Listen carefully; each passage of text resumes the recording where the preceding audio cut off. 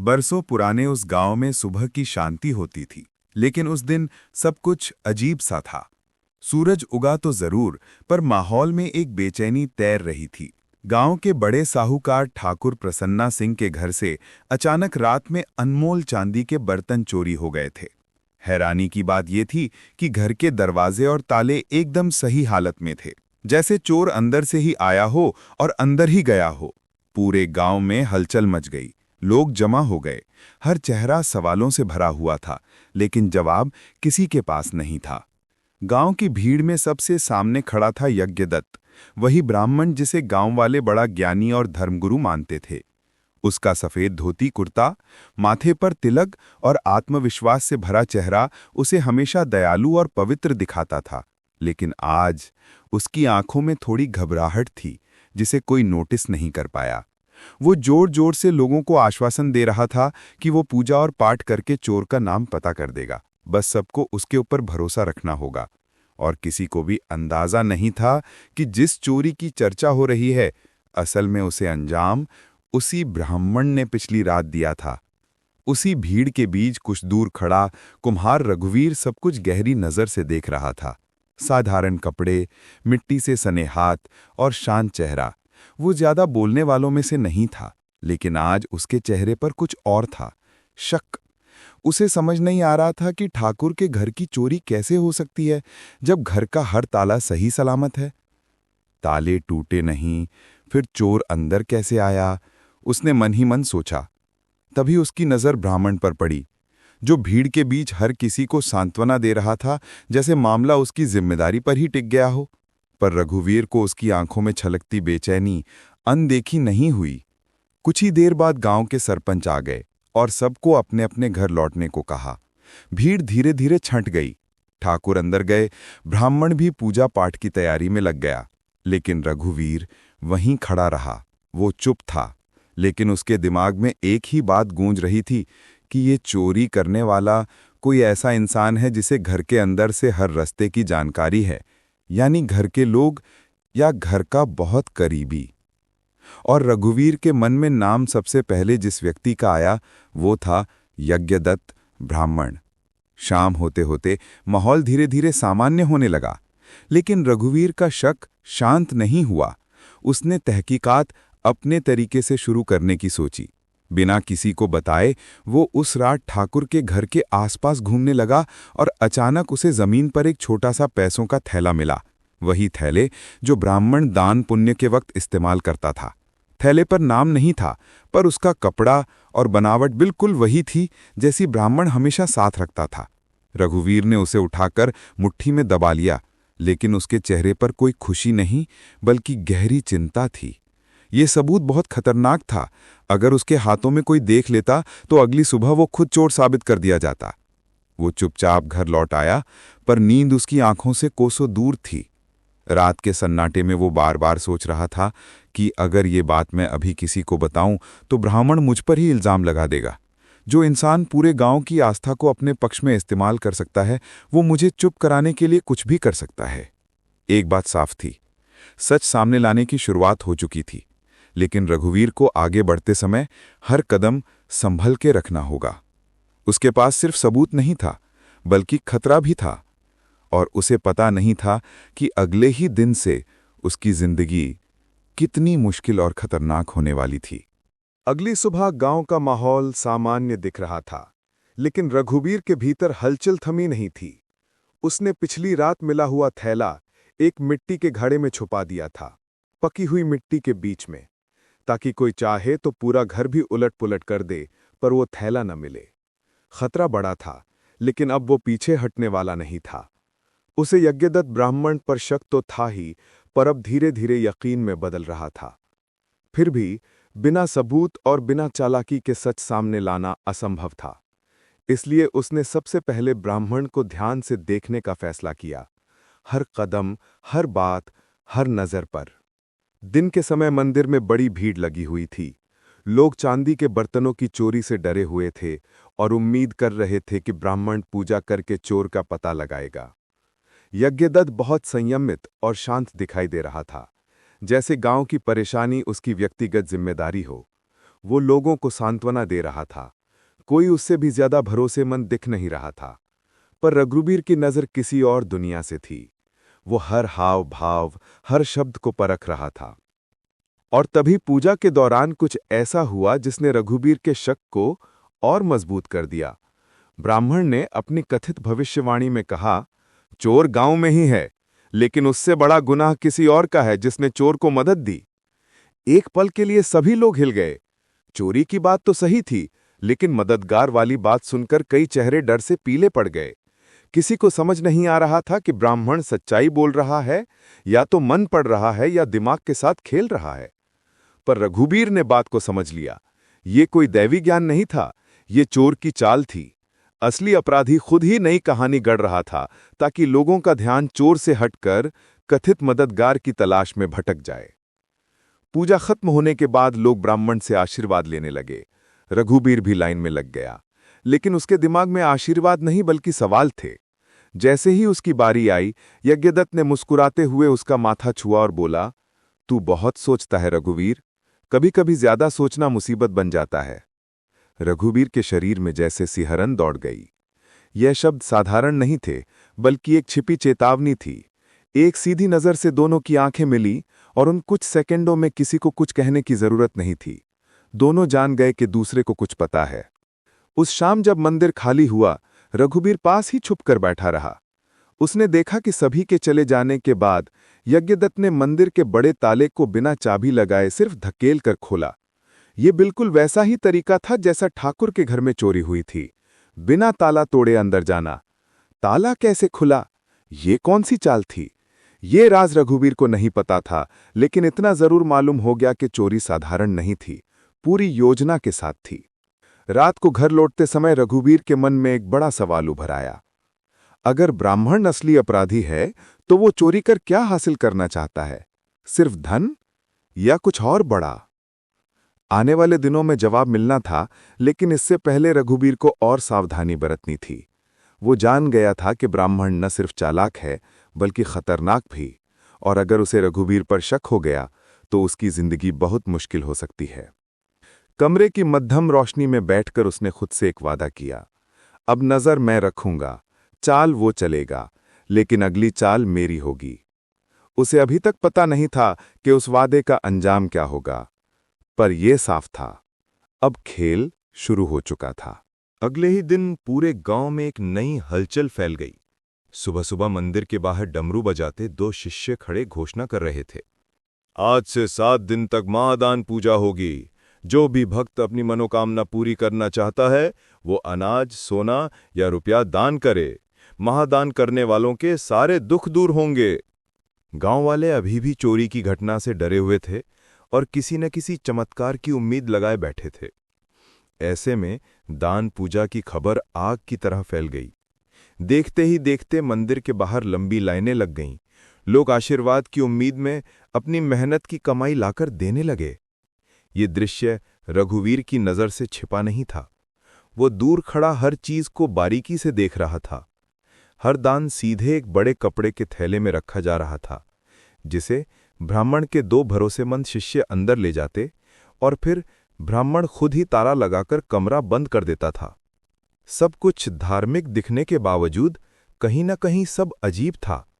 इतना बड़ा दान बिना किसी हिसाब के, इतना भरोसा बिना किसी सवाल के, और सबसे बढ़कर सारा धन बंद कमरे में जा रहा था, पर किसी को पता नहीं था कि वह अंदर क्या होता है। लोग पूजा में व्यस्त थे। यज्ञदत्त चमकते चेहरे के साथ मंत्र पढ़ रहा था, लेकिन रघुवीर की आंखें सिर्फ उस कमरे के दरवाजे पर टिकी थीं, जहां दान के थैले जमा हो रहे थे। तभी उसकी निगाह ठाकुर प्रसन्ना सिंह पर पड़ी, वही जिसके घर से चोरी हुई थी, और वो भी बिना हिचकिचाए सोने का हार दान के लिए ले आया। ये देखकर रघुवीर भीतर तक हिल गया। चोरी के बाद भी इंसान इतना भरोसा कैसे कर सकता है? लेकिन दूसरा विचार उससे भी डरावना था। शायद यही तो ब्राह्मण चाहता था, डर फैलाओ, फिर आस्था के नाम पर सब कुछ वसूल कर लो। उस शाम जब मंदिर बंद होने लगा तो रघुवीर ने छुप कर देखा। ब्राह्मण के 2 शिष्य भारी बोरे कमरे से बाहर निकाल रहे थे, लेकिन थैला सिर्फ एक था, बाकी के थैले गायब थे। इसका मतलब साफ था, दान का सामान अंदर जमा होने के बाद किसी गुप्त जगह शिफ्ट किया जा रहा था। लेकिन सबसे चौंकाने वाली बात तब हुई जब रघुवीर ने देखा दान का थैला जिसे बाहर ले जाया जा रहा था, उसकी बनावट बिल्कुल वैसी थी जैसी चोरी की रात मिला हुआ थैला था। अब ये संदेह नहीं, अटल विश्वास था। ब्राह्मण चोरी को भी और दान को भी, दोनों को एक ही खेल की तरह इस्तेमाल कर रहा था। रघुवीर की धड़कनें तेज हो गईं। उसने सोचा, ये इंसान सिर्फ लालची नहीं बल्कि शातिर है। चोरी का डर फैलाकर दान इकट्ठा करना, ये बहुत बड़ा खेल है। लेकिन असली मकसद क्या है? इतना धन आखिर जाएगा कहाँ? वो सोच ही रहा था कि अचानक पीछे से किसी ने उसका कंधा पकड़ा। वो पलटकर खड़ा हुआ तो सामने ब्राह्मण की सख्त नजरें थीं। धीमे स्वर में यज्ञदत्त ने कहा, हर जगह मौजूद रहने की आदत अच्छी नहीं होती रघुवीर। कभी कभी जो लोग दूसरों के कामों में टांग अड़ाते हैं, उनका अंत अच्छा नहीं होता। ये शब्द धमकी थे, साफ, सीधी और खतरनाक। रघुवीर ने जवाब नहीं दिया, बस अपनी नजरें ब्राह्मण की आंखों से हटने नहीं दी। दोनों कुछ पल बिना बोले एक दूसरे को देखते रहे, जैसे ये चेतावनी और चुनौती दोनों का आदान प्रदान था। ब्राह्मण ने जाते जाते बस इतना कहा, पूजा चलने दो, भलाई सबके लिए है, सवाल मत उठाओ। लेकिन रघुवीर जान गया था, दान का ये मेला भलाई के लिए नहीं, किसी बहुत बड़े गुप्त इरादे के लिए था। उस रात वो पूरे गांव में घूमता रहा। दिमाग में एक ही बात गूंजती रही, ये 7 दिन महादान पूजा असल में 7 दिन का कोई और खेल है, और मुझे उसी खेल का राज ढूंढना है। खेल अब और गहरा हो चुका था और रघुवीर समझ चुका था, आगे जो भी कदम वो उठाएगा वो उसे खतरे के और करीब ले जाएगा। लेकिन अब लौटना संभव नहीं था। सच तक पहुंचना ही उसकी जिद बन चुकी थी। दान पूजा का तीसरा दिन था और मंदिर में भीड़ पहले से दोगुनी हो चुकी थी। पूरा गांव जैसे ब्राह्मण के जाल में बंध गया था। डर, आस्था और उम्मीद तीनों मिलकर लोगों को नाचते कठपुतलियों की तरह उसकी मुट्ठी में कर रहे थे। लेकिन इस अराजक भीड़ और शोरगुल के बीच एक ऐसा सच छुपा था जिसके बारे में किसी को पता नहीं था। एक बच्चा सब कुछ देख रहा था। मंदिर के पिछवाड़ा एक पुराना पीपल का पेड़ था जिसकी जड़ों के पास एक दरारनुमा गुफा थी। गांव के कुछ बच्चे अक्सर वहीं खेलते थे। उनके खेल अनजान थे, दुनिया से छुपे हुए, पर न जाने कब से वहीं छिपकर एक बच्चा ब्राह्मण की रात की हरकतों का गवाह बन रहा था। उस बच्चे का नाम था शिवम, उम्र करीब 11 साल, आंखें तेज पर हमेशा डरा हुआ सा चेहरा। वो ज्यादा बोलने वाला नहीं था, पर सुनने और देखने में बेहद चतुर। शिवम किसी को बताना चाहता था, कई बार चाहता था, पर हर बार डर वहीं आकर खड़ा हो जाता। ब्राह्मण के खिलाफ बोलना मतलब पूरे गांव के खिलाफ जाना। और शिवम के घर में पहले ही गरीबी की मार थी। माँ बाप ब्राह्मण की पूजा में इतने डूबे थे कि उसकी बात पर यकीन भी नहीं करने वाले थे। पर उस दिन कुछ ऐसा हुआ जिसने उसकी चुप्पी को और खतरनाक बना दिया। रघुवीर मंदिर के पिछवाड़े जांच करने पहुंचा और संयोगवश उसका सामना शिवम से हो गया।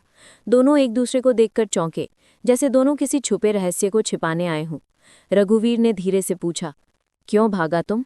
किससे डरते हो? शिवम कांपती आवाज में बोला, मैंने कुछ देखा है, पर किसी को बताऊंगा तो बहुत बुरा होगा। रघुवीर झुककर उसके पास बैठा, प्यार से बोला, सच बोलना कभी बुरा नहीं होता। गलत करने वालों को डरना चाहिए, तुम नहीं। लेकिन बच्चे के डर ने उसकी जुबान बंद कर रखी थी। वो कुछ कहने की कोशिश करता, फिर चुप हो जाता। रघुवीर समझ गया, शिवम कुछ जानता है, शायद बहुत बड़ा सच। उसने बच्चे को कोई दबाव नहीं दिया, बस कहा, तुम जब भी बोलना चाहो मैं सुनने के लिए रहूंगा। किसी से डरना मत, खासकर उस इंसान से जिसने गलत किया है। शाम ढलते ढलते मंदिर की भीड़ खत्म हो गई और ब्राह्मण ने हमेशा की तरह पूजा समाप्त कर दी। फिर वो अकेला कमरे में गया जहां दान के थैले रखे थे। उसे लगा कि कोई नहीं देख रहा, लेकिन शिवम पेड़ की दरार में छिपकर सब देख रहा था। उसी रात उसके सामने एक ऐसा दृश्य आया जिसने उसकी नींद छीन ली। ब्राह्मण ने कमरे की दीवार को धक्का दिया और दीवार का हिस्सा हिलकर अंदर की एक गुप्त जगह खुल गई। वहां पहले से ही दान के बहुत से थैले भरे पड़े थे। उस कमरे में सोना, चांदी, गहने, नकदी, सब कुछ गुप्त छोटे से तहखाने में छुपाया जा रहा था। ये चोरी नहीं, संगठित जमा था, लालच का पहाड़।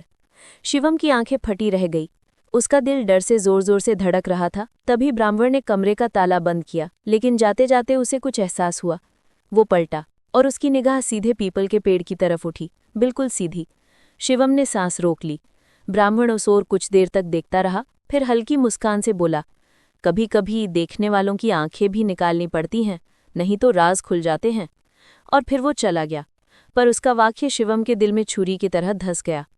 अगले दिन गांव में अचानक शोर मचा। शिवम गायब था। किसी को पता नहीं कहाँ गया, कैसे गया, कब गया। माँ बाप रोते रहे, लोग ढूंढते रहे, लेकिन शिवम कहीं नहीं मिला। और जब ये खबर रघुवीर तक पहुंची तो उसके पैरों तले जमीन खिसक गई। बच्चा गवाह था, और ब्राह्मण जैसे आदमी को अगर पता चल गया कि बच्चे ने सच देखा है तो शिवम बहुत बुरी मुसीबत में होगा। रघुवीर ने उसी पल तय किया, उस बच्चे को ढूंढना अब चोरी पकड़ने से भी ज्यादा जरूरी है। शिवम की जिंदगी खतरे में थी और उसके पास सिर्फ एक रास्ता था, ब्राह्मण का सच उजागर करना। वो अब ये खेल सिर्फ सच के लिए नहीं खेल रहा था, बल्कि किसी की जिंदगी बचाने के लिए भी। शिवम के गायब होते ही रघुवीर के भीतर की बेचैनी तड़प में बदल गई। अब मामला सिर्फ चोरी या दान के खेल का नहीं था, ये किसी मासूम की जान का मामला बन चुका था। वो समझ चुका था कि ब्राह्मण यज्ञदत्त जितना धार्मिक और विनम्र दिखता है, उतना ही भीतर से निर्दयी और चालाक है। ऐसे आदमी को बिना सोचे समझे पकड़ने की कोशिश करना खुद अपने लिए तबाही मोल लेने जैसा था।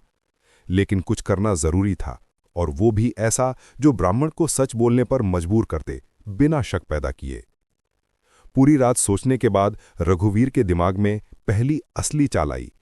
उसने फैसला किया कि वो लालच और डर दोनों को एक साथ इस्तेमाल करेगा, लेकिन इस बार किसी के खिलाफ नहीं, बल्कि ब्राह्मण के दिमाग के खिलाफ। अगले दिन गांव में एक नई खबर फैल गई। कुम्हार रघुवीर ने एक अनोखा प्रयोग खोज लिया है। वो मिट्टी के बर्तनों के जरिए सच और झूठ का पता लगा सकता है।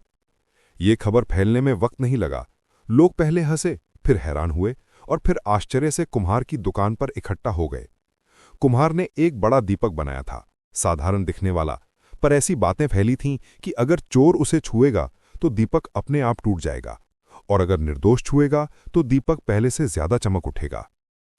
लोगों की भीड़ जितनी बढ़ रही थी, उतना ही रघुवीर का असली उद्देश्य सफल हो रहा था। खबर मंदिर तक पहुंचनी ही थी, और देर नहीं लगी। दोपहर होते ही ब्राह्मण के 2 शिष्य दुकान पर आए। गुरुजी में कहा है कि ऐसे अनोखे प्रयोग छलावा होते हैं, तुम मंदिर में आओ और दीपक के बारे में खुद बात करो। रघुवीर मुस्कुराया। यही तो वो चाहता था। अगर ब्राह्मण इसकी विरोध में है तो मतलब उसके दिमाग में हलचल जरूर होगी।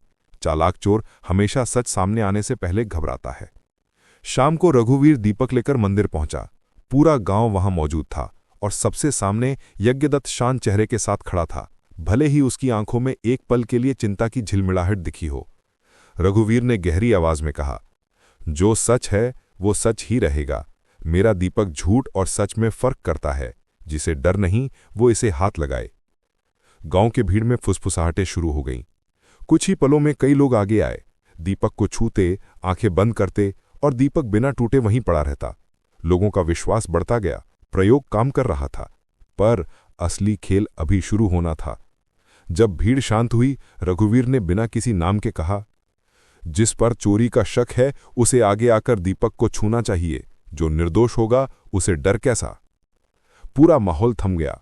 सबकी नजरें अनजाने में ब्राह्मण की तरफ गईं, लेकिन कोई उसे नाम से बुलाने की हिम्मत नहीं कर पाया। एक पल के लिए रघुवीर और ब्राह्मण की नजरें मिलीं। ब्राह्मण मुस्कुराया, लेकिन ये मुस्कुराहट मजबूरी वाली थी। कुछ सेकंड बाद वो आगे बढ़ा और बोला, धर्म का आदमी झूठा साबित किया जाए ये अपमानजनक है, लेकिन अगर गांव की शांति के लिए जरूरी है तो मैं भी छूता हूं दीपक।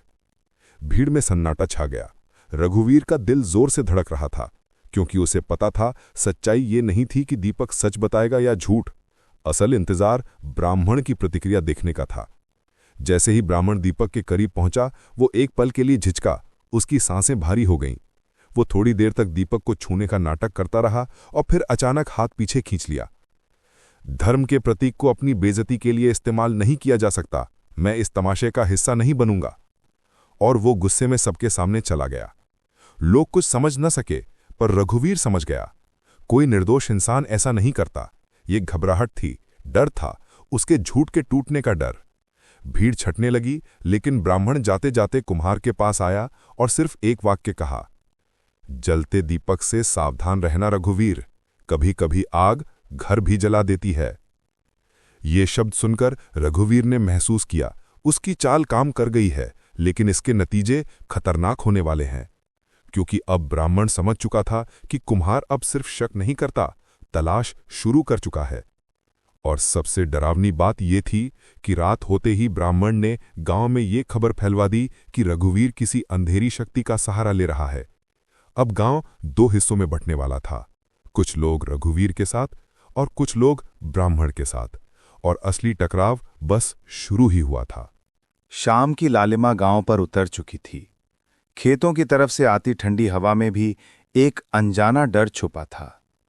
दिन भर भूत, तांत्रिक और खजाने की बातें के बाद भी ब्राह्मण के मन में एक अजीब बेचैनी थी।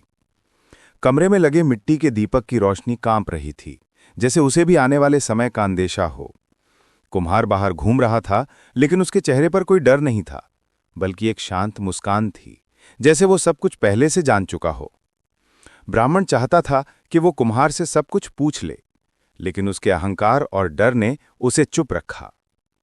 रात गहरी होते ही गांव के लगभग सारे लोग अंदर बंद हो चुके थे। दूर कहीं पगडंडी पर कुत्ते के भौंकने की आवाज गूंज उठी।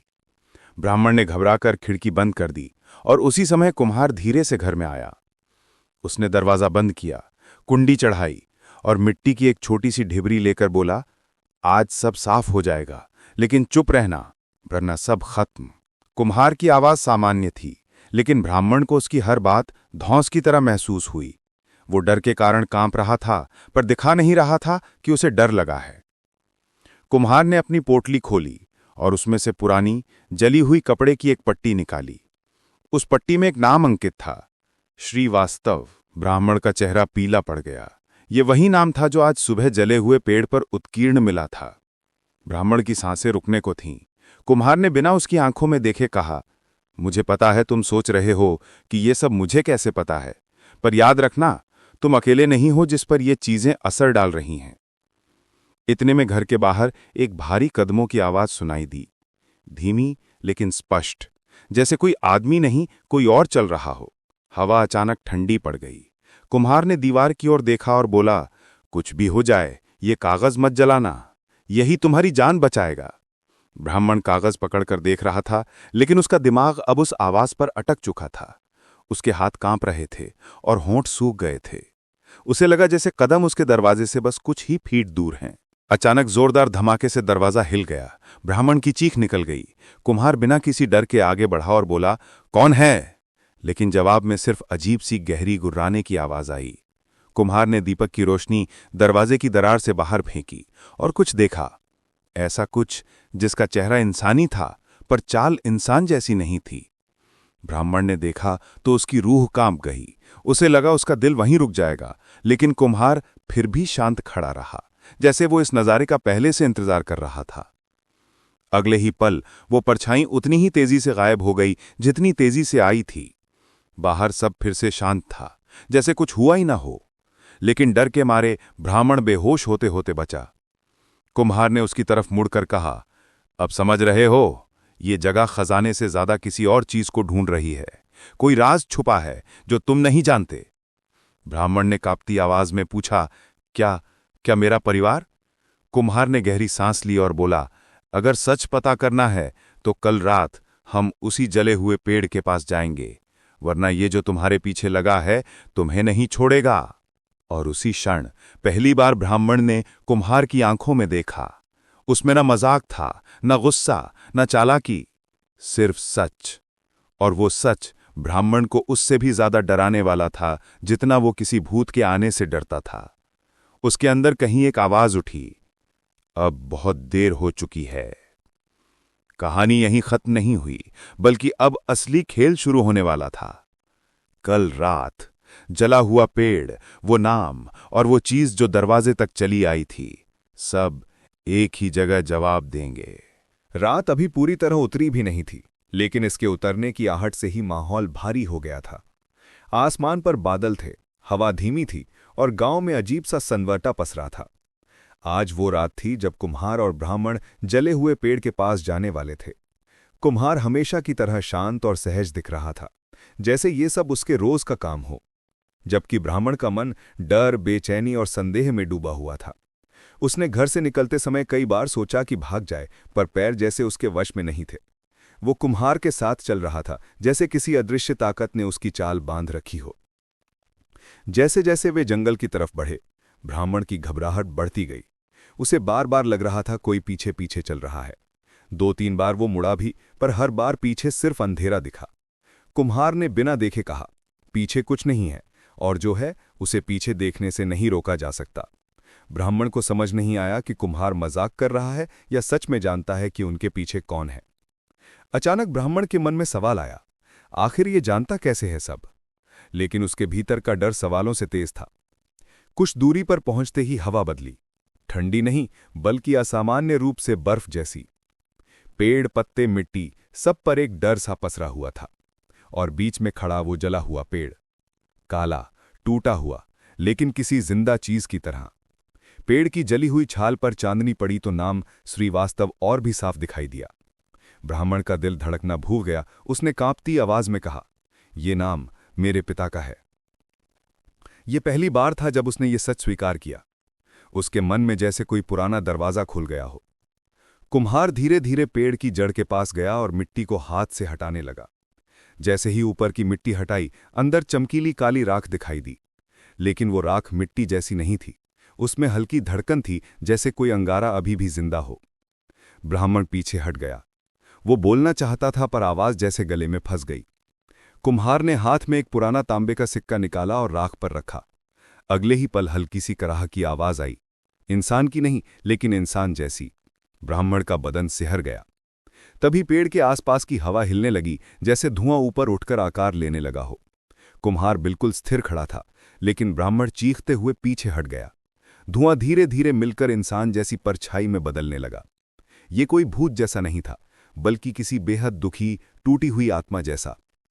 उसकी आंखें चिंगारियों की तरह चमक रही थीं और चेहरा ऐसा था मानो दर्द में जकड़ा हुआ हो। ब्राह्मण की टांगें कांपने लगीं। वो भागने को था, तभी कुम्हार ने चीख कर कहा, अगर भागे तो मर जाओगे, खड़े रहो। धुएं की परछाई पेड़ की तरफ झुकी और अजीब तरह की आवाज निकलने लगी, धीमी लेकिन साफ, जैसे कोई किसी भाषा को बोलने की कोशिश कर रहा हो। ब्राह्मण के कानों तक एक शब्द पहुंचा, विश्वास। इसके बाद परछाई ने अपना हाथ जले हुए पेड़ पर रखा और अगला शब्द बोला, धोखा। ब्राह्मण की आंखें फैल गई, उसके दिमाग में जैसे बर्फ सी गिर गई। वो समझ गया, यहां सिर्फ खजाने की बात नहीं है, यहां विश्वासघात दफन है। तभी कुम्हार ने पहली बार वो बात कही जिसे वो इतने दिनों से दबाए हुए था। तुम्हारे पिता यहां खजाना छुपाने आए थे, लेकिन अकेले नहीं, उनके साथ कोई और भी आया था और उसने उन्हें धोखा दिया। ब्राह्मण का दिल जोर से धड़क उठा, उसका सिर घूमने लगा। वो चीखा, कौन था वो? लेकिन कुम्हार ने जवाब नहीं दिया। उसने ब्राह्मण की तरफ देखा। वो नजर बिल्कुल सामान्य थी, लेकिन उसके पीछे एक बड़ा सच छुपा था। और तभी धुएं की परछाई अचानक उछली, गुस्से में, जैसे वो दोनों से कुछ कहना चाहती हो, और पूरा जंगल एक पल के लिए कांप उठा। पेड़ों से पक्षियों का झुंड उड़ गया, हवा एकदम जोर से चलने लगी। कुम्हार ने तेजी से ब्राह्मण का हाथ पकड़कर कहा, अब हम रुक नहीं सकते, सच सामने आने वाला है, लेकिन तुम जितना सोच रहे हो उससे कहीं गहरा और दर्दनाक। धुएं की परछाई धीरे धीरे मिटने लगी, मगर जाते जाते उसने फिर वही 2 शब्द बोले, विश्वास, धोखा। और फिर सब शांत हो गया। पेड़, हवा, जंगल सब फिर सामान्य। लेकिन अब ब्राह्मण का जीवन सामान्य नहीं रहने वाला था, क्योंकि पहली बार उसे एहसास हुआ, खजाना सिर्फ धन नहीं था, ये एक विश्वासघात की कहानी थी, और शायद उसमें उसका परिवार भी शामिल था। जंगल से वापस लौटते समय रास्ता वही था, लेकिन माहौल बदल चुका था। ब्राह्मण के चेहरे पर डर कम और सवाल ज्यादा थे। पूरे रास्ते उसने बार बार पीछे देखा, पर इस बार पीछा करने वाली परछाई नहीं, बल्कि उसके अपने अतीत की परछाइयां थीं। कुम्हार अब भी शांत चल रहा था, बिना घबराहट, बिना जल्दबाजी, जैसे आज की रात वही इंतजार कर रहा था जिसका वो महीनों से सामना करना चाहता था। ब्राह्मण सोच रहा था कि आखिर ये कुम्हार इतनी समझ कैसे रखता है। एक सामान्य मिट्टी के बर्तन बनाने वाला इतना सब कैसे जान सकता है। घर पहुंचते ही कुम्हार दीवार के सहारे बैठ गया, जैसे उसकी देह मजबूत हो लेकिन आत्मा थकी हुई। उसने पहली बार गंभीर आवाज में कहा, तुम्हारे पिता एक साधारण ब्राह्मण नहीं थे। उनका काम पूजा पाठ नहीं, बल्कि पुरखों के खजाने की रक्षा करना था। ब्राह्मण अविश्वास में हंस पड़ा। मेरे पिता और खजाना? वो तो बस आम इंसान थे। कुम्हार ने बिना भाव बदले उत्तर दिया, आम इंसान वही दिखते हैं जिन्हें अपना असली चेहरा छुपाना हो। कुम्हार ने एक लंबी सांस ली, जैसे कोई बंद दरवाज़ा अपने भीतर खोला हो। उसने बताया कि तुम्हारे पिता के पास एक नक्शा था। वो खजाना राजाओं का नहीं, बल्कि अनाज, सोना और हथियार का भंडार था, जो सदियों पुराना था। कई परिवारों की पीढ़ियां उसे सुरक्षित रखती आई थीं। तुम्हारे पिता उसकी अंतिम कड़ी थे। ब्राह्मण कुछ पल तक चुप रहा, फिर खौफती आवाज में बोला, तो फिर वो मरे कैसे? किसने? ये सवाल जैसे कमरे में फट पड़ा। कुम्हार ने उसकी आंखों में देखा। खजाने के लिए एक ऐसा आदमी आया जिसने विश्वास जीतकर धोखा दिया। तुम्हारे पिता अकेले नहीं गए थे, किसी को साथ लेकर गए थे, और उसी ने उन्हें मारकर खजाना छीनना चाहा। ब्राह्मण के दिल में जैसे सैकड़ों सुइयां चुभ गईं। उसने कांपती आवाज में पूछा, वो आदमी कौन था? कुम्हार ने तुरंत जवाब नहीं दिया। उसके चेहरे पर अजीब सी कड़वाहट उतर आई। उसने कहा, नाम अभी मत पूछो, सच सुनने के लिए हिम्मत चाहिए। आज बस इतना जान लो कि जिस बदले की आग में वो आत्मा जल रही है, वो तुम्हारे पिता की नहीं, बल्कि उसी आदमी की है जिसने उनके साथ विश्वासघात किया था। ब्राह्मण स्तब्ध रह गया। मतलब जला हुआ पेड़, उस पर लिखा नाम, वो मेरे पिता का नहीं? कुम्हार ने गर्दन हिलाई। नहीं, वो वही धोखेबाज था। उसे जलाकर दफन किया गया था, किसी अनजाने तरीके से, और उसकी आत्मा वहीं फंसी हुई है, क्योंकि उसने जो किया उसका हिसाब पूरा नहीं हुआ। ये सुनते ही ब्राह्मण के दिल पर जैसे पहाड़ गिर गया। उसने पूरे जीवन जिस नाम को आदर से लिया, आज वही नाम खौफ, अपराध और बदले के साथ सामने था। अचानक कुम्हार ने बात काटी। खजाना अब भी वही है, लेकिन उसे कोई छू नहीं सकता जब तक वो आत्मा शांत ना हो जाए। और इसे शांत करने के लिए तुम्हें अपने पिता के अतीत का सामना करना पड़ेगा। ब्राह्मण ने धीरे से पूछा, और तुमको ये सब कैसे पता? कुम्हार की आंखों में पहली बार दर्द दिखाई दिया। उसने धीमी लेकिन साफ आवाज में कहा, क्योंकि मेरे पिता भी उसी रात वहां थे। कमरे की हवा जैसे रुक गई। ब्राह्मण की रीढ़ में सिहरन दौड़ गई। मेरे पिता खजाने की रक्षा करने वालों में से थे, और तुम्हारे पिता आखिरी रक्षक। उस विश्वासघात की रात मेरे पिता भी मरे। खजाना बच गया, पर दो परिवार बिखर गए। तुम्हारे घर में गरीबी और बदनामी आई, मेरे घर में मिट्टी और श्राप। कुम्हार की आंखों में न गर्मी की न गुस्सा, बस बरसों पुरानी चोट। मैं इस जंगल और उस पेड़ का हर रहस्य जानता हूं, क्योंकि ये मेरे खून में लिखा गया है। अब ब्राह्मण चुप नहीं रह पाया। वो जोर से बोला, तो तुम इतनी मदद क्यों कर रहे हो? बदला क्यों नहीं लिया? कुम्हार ने जवाब दिया, क्योंकि दो लोगों ने गलत किया था और दो मासूम घर तबाह हुए। मैं उस पाप को आगे नहीं बढ़ाना चाहता, मैं उसे खत्म करना चाहता हूं। कुछ पल दोनों चुप रहे, और फिर कुम्हार ने अंतिम बात कही, सच का अगला हिस्सा उसी रात मिलेगा जिस रात चांद पूरा होगा, और वो रात आने वाली है। ब्राह्मण को अचानक लगा जैसे जिंदगी उसके हाथ से फिसल रही है। सारी सच्चाई जो वो जान रहा था, वो सिर्फ शुरुआत थी। अगली रात सिर्फ खजाने, आत्मा और अतीत की बात नहीं थी। वो रात उसके भाग्य का फैसला करने वाली थी। कहानी यहां थमी नहीं, बल्कि अब असली शिकार शुरू होने वाला था। उस रात ब्राह्मण और कुम्हार दोनों से कोसों दूर थी, पर फर्क ये था कि ब्राह्मण बेचैनी के कारण नहीं सो पाया और कुम्हार तैयारी के कारण। कुम्हार एक एक चीज ध्यान से बांध रहा था, पुरानी रस्सी, एक छोटा सा लोहे का औजार, मिट्टी का बना ताबीज और एक कागज जिसमें किसी गुप्त भाषा जैसे चिन्ह थे। ब्राह्मण बस उसे घूरता रहा। डर, उलझन और असहायता उसकी आंखों में तैर रही थी। पूरी जिंदगी जिस पिता को उसने सम्मान दिया, आज उसी की कहानी एक डरावने सच में बदल रही थी। कुम्हार ने दीवार की ओर टिक कर बैठते हुए कहा, सच की शुरुआत एक नाम से होती है, लेकिन वो नाम तुम सुन पाओ उससे पहले तुम्हें वो राज जाननी होगी जिसने दो परिवार बर्बाद किए। कुम्हार की आवाज सामान्य थी, लेकिन उसके अंदर दबा दर्द हर शब्द में महसूस हो रहा था। उसने कहना शुरू किया, तुम्हारे पिता को खजाने का रास्ता पता था, मेरे पिता उसे खोलने की चाबी जानते थे, और कोई तीसरा व्यक्ति उन्हें और उस जगह को हमेशा से देख रहा था। वो दोनों का विश्वास पात्र था, इतना करीब कि किसी ने शक नहीं किया। ब्राह्मण की आंखें फैल गईं, लेकिन उसने नाम पूछने की हिम्मत नहीं की। कुम्हार आगे बोला, वो तीनों खजाने वाले स्थान पर पहुंचे। पेड़ के नीचे एक पुरानी गुहा थी, जहां एक पत्थर की दीवार के पीछे वो भंडार छुपा था। मेरे पिता ने ताबीज निकाला, तुम्हारे पिता ने नक्शा, और दोनों ने मिलकर पत्थर हटाया। ब्राह्मण छाती पकड़कर बैठ गया, जैसे वो खुद उस रात के साक्षी बन रहा हो। लेकिन जैसे ही वो पत्थर खिसका और खजाने की चमक दिखाई दी, उसी क्षण तीसरे आदमी ने हमला किया। उसने तुम्हारे पिता को पीछे से धक्का दिया और मेरे पिता को औजार से मारा। दोनों जमीन पर गिर पड़े। ब्राह्मण बुरी तरह कांपने लगा। उसे लगा कि वो चीख पड़ेगा, लेकिन आवाज गले में फंस गई। कुम्हार की आंखें लाल हो चुकी थीं। वो आदमी खजाना निकाल रहा था, लेकिन वो भूल गया कि जिसने विश्वासघात किया है उसे खुद भी विश्वासघात झेलना पड़ता है। उसी जगह से एक आग उठी, जैसे किसी अलौकिक सुरक्षा ने उसे पकड़ लिया हो। वो वहीं जल गया, उसी पेड़ की जड़ पर, और वही नाम तुमने आज रात देखा। ब्राह्मण का दिमाग जवाब दे चुका था। आंखों से आंसू बह निकले। लेकिन वो था कौन, ये प्रश्न उसके होठों पर कांपते हुए अटक गया।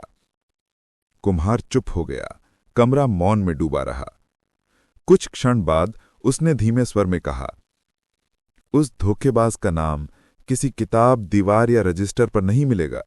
वो नाम इन दोनों परिवारों के लिए इतना शर्मनाक था कि किसी ने उसका जिक्र नहीं किया। ब्राह्मण ने भारी सांस के साथ पूछा, क्यों? कुम्हार ने उसे देखा। दर्द, सच्चाई और सन्नाटा उसके चेहरे पर एक साथ थे। और फिर उसने कहा, क्योंकि वो तीसरा आदमी तुम्हारा सगा चाचा था। कमरे में जैसे हवा जम गई। ब्राह्मण की आंखें खाली हो गईं, चेहरा सुन्न। उसे बोलना तो दूर, रोना भी नहीं आया। सांसें रुक गईं, दुनिया थम गई। कुम्हार ने धीरे कहा, मैंने सच इसलिए नहीं छुपाया क्योंकि मैं तुम्हें बचाना चाहता था, नफरत नहीं देना चाहता था। ब्राह्मण के होठ फटे जैसे फुसफुसाए। मेरे पिता का हत्यारा, मेरे अपने घर से। कुम्हार ने सिर झुका लिया। हां, और उसका नाम ही वो है जो हर जगह मिटा दिया गया। उसकी लाश को जला दिया गया ताकि उसका अस्तित्व ही खत्म हो जाए। लेकिन आत्मा बदले के बिना नहीं गई। अब भी वही जगह, वही पेड़ और वही दो शब्द, विश्वास और धोखा। कुछ क्षण तक सिर्फ दिए की लौ कांपती रही। फिर कुम्हार ने एक और सच बताया, तुम्हारे पिता की आत्मा नहीं भटक रही, भटक रहा है तुम्हारा चाचा, क्योंकि वो अपने अपराध के लिए मुक्ति चाहता है। खजाना इसलिए नहीं खुल रहा क्योंकि उसकी आत्मा उस खजाने की चौकीदार बन गई है। ब्राह्मण अब टूटे हुए आदमी जैसा लग रहा था। उसे समझ आया, खजाना मात्र धन नहीं था, खजाना उस विश्वास का प्रतीक था जिसे उसके चाचा ने तोड़ा था। और तभी कुम्हार ने आखिरी वाक्य कहा, अब वो आत्मा तुम्हें ढूंढेगी, क्योंकि सिर्फ तुम अपने पिता की जगह वो पाप मिटा सकते हो। ब्राह्मण ने धीरे पूछा, कैसे?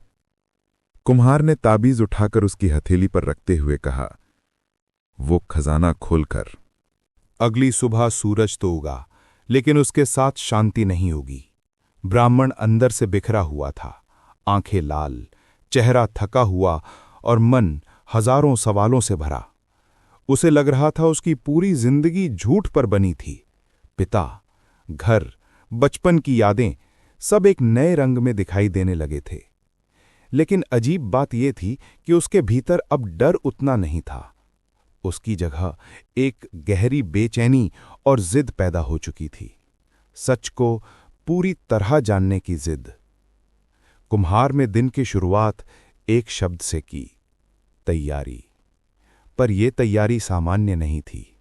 उसने गांव से दूर एक सूखी झाड़ी को हाथ से हटाया तो नीचे पत्थर की बनी छोटी सुरंग का मुख निकला। बाहर से देखकर ये जगह कोई धूल भरी गुफा लगती थी, लेकिन अंदर जाने का रास्ता उस जले पेड़ की दिशा में जाता था। पेड़ की जड़ के नीचे असल खजाना था, लेकिन प्रवेश यहां से। शायद किसी ने उसे बहुत सोच समझकर बनाया था, ताकि असल जगह का पता सिर्फ रक्षकों को ही रहे। सुरंग के अंदर घुप अंधेरा था। कुम्हार के पास मिट्टी का दीपक था, जबकि ब्राह्मण कांपते हाथों से ताबीज पकड़े चल रहा था। रास्ता इतना संकरा था कि दोनों को झुककर चलना पड़ा। हवा नम और भारी थी, अंदर जैसे सदियों की खामोशी कैद थी। चलते चलते काफी देर बीत गई। अचानक सुरंग फैलनी शुरू हुई और बड़े कक्ष जैसे स्थान में खुल गई। दीवारों पर प्राचीन संकेत उकेरे हुए थे, वही चिन्ह जो कुम्हार के कागज पर बने थे। ब्राह्मण ने कांपते स्वर में पूछा, ये संकेत क्या मतलब है उनका? कुम्हार ने धीमे स्वर में उत्तर दिया, ये संस्कृत नहीं, ये एक पुरानी सुरक्षा भाषा है। इसका मतलब है खजाना सिर्फ उनका है जिन पर विश्वास किया गया, अन्य सबके लिए मौत। ब्राह्मण के पैर वहीं जम गए। उसने गहरी सांस ली और खुद को संभाला। अगर मेरे पिता और तुम्हारे पिता को ही प्रवेश पता था, फिर तुम कैसे जानते हो? कुम्हार ने बिना पीछे देखे चलना जारी रखा, क्योंकि मरने से पहले मेरे पिता ने यह ज्ञान मुझे दे दिया था, लेकिन उन्होंने चेतावनी दी, इस रास्ते का इस्तेमाल तभी करना जब खून का कर्ज बाकी हो। आवाज की गंभीरता एक पल के लिए हवा में रुक गई। ब्राह्मण को एहसास हुआ, यह यात्रा सिर्फ उसके पिता के लिए नहीं थी। यह यात्रा दो परिवारों की दशकों पुरानी कहानी की आखिरी कड़ी थी। जैसे ही वे आगे बढ़े, जमीन अचानक दो भागों में टूट गई। एक गहरी खाई दिखाई दी। नीचे कुछ नहीं, बस काला अंधेरा। उस खाई को पार करने के लिए कोई पुल नहीं, कोई सहारा नहीं। लेकिन विपरीत दीवार पर वही दो शब्द फिर से उभरे, विश्वास और धोखा। ब्राह्मण को जैसे सदमा लगा। उसे लगा कि ये शब्द बस आत्मा ही नहीं बोल रही, ये जगह भी उन्हीं शब्दों से बंधी है। कुम्हार ने रस्सी निकाली और एक लोहे का कटाप लगाकर खाई के दूसरी तरफ फेंका। कटाप पत्थर में धंस गया और रस्सी उनके लिए एकमात्र रास्ता बन गई। ब्राह्मण का दिल तेजी से धड़क रहा था। वो रस्सी पर कदम रखने ही वाला था कि अचानक वो पुरानी ठंडी हवा फिर बहने लगी। अंधेरे में वही परछाई धुआं बनकर आकार लेने लगी, इस बार पहले से अधिक गुस्से और ताकत के साथ। वो आवाज किसी भाषा की नहीं थी, लेकिन उसमें दर्द इतना था कि शब्दों की जरूरत ही नहीं थी।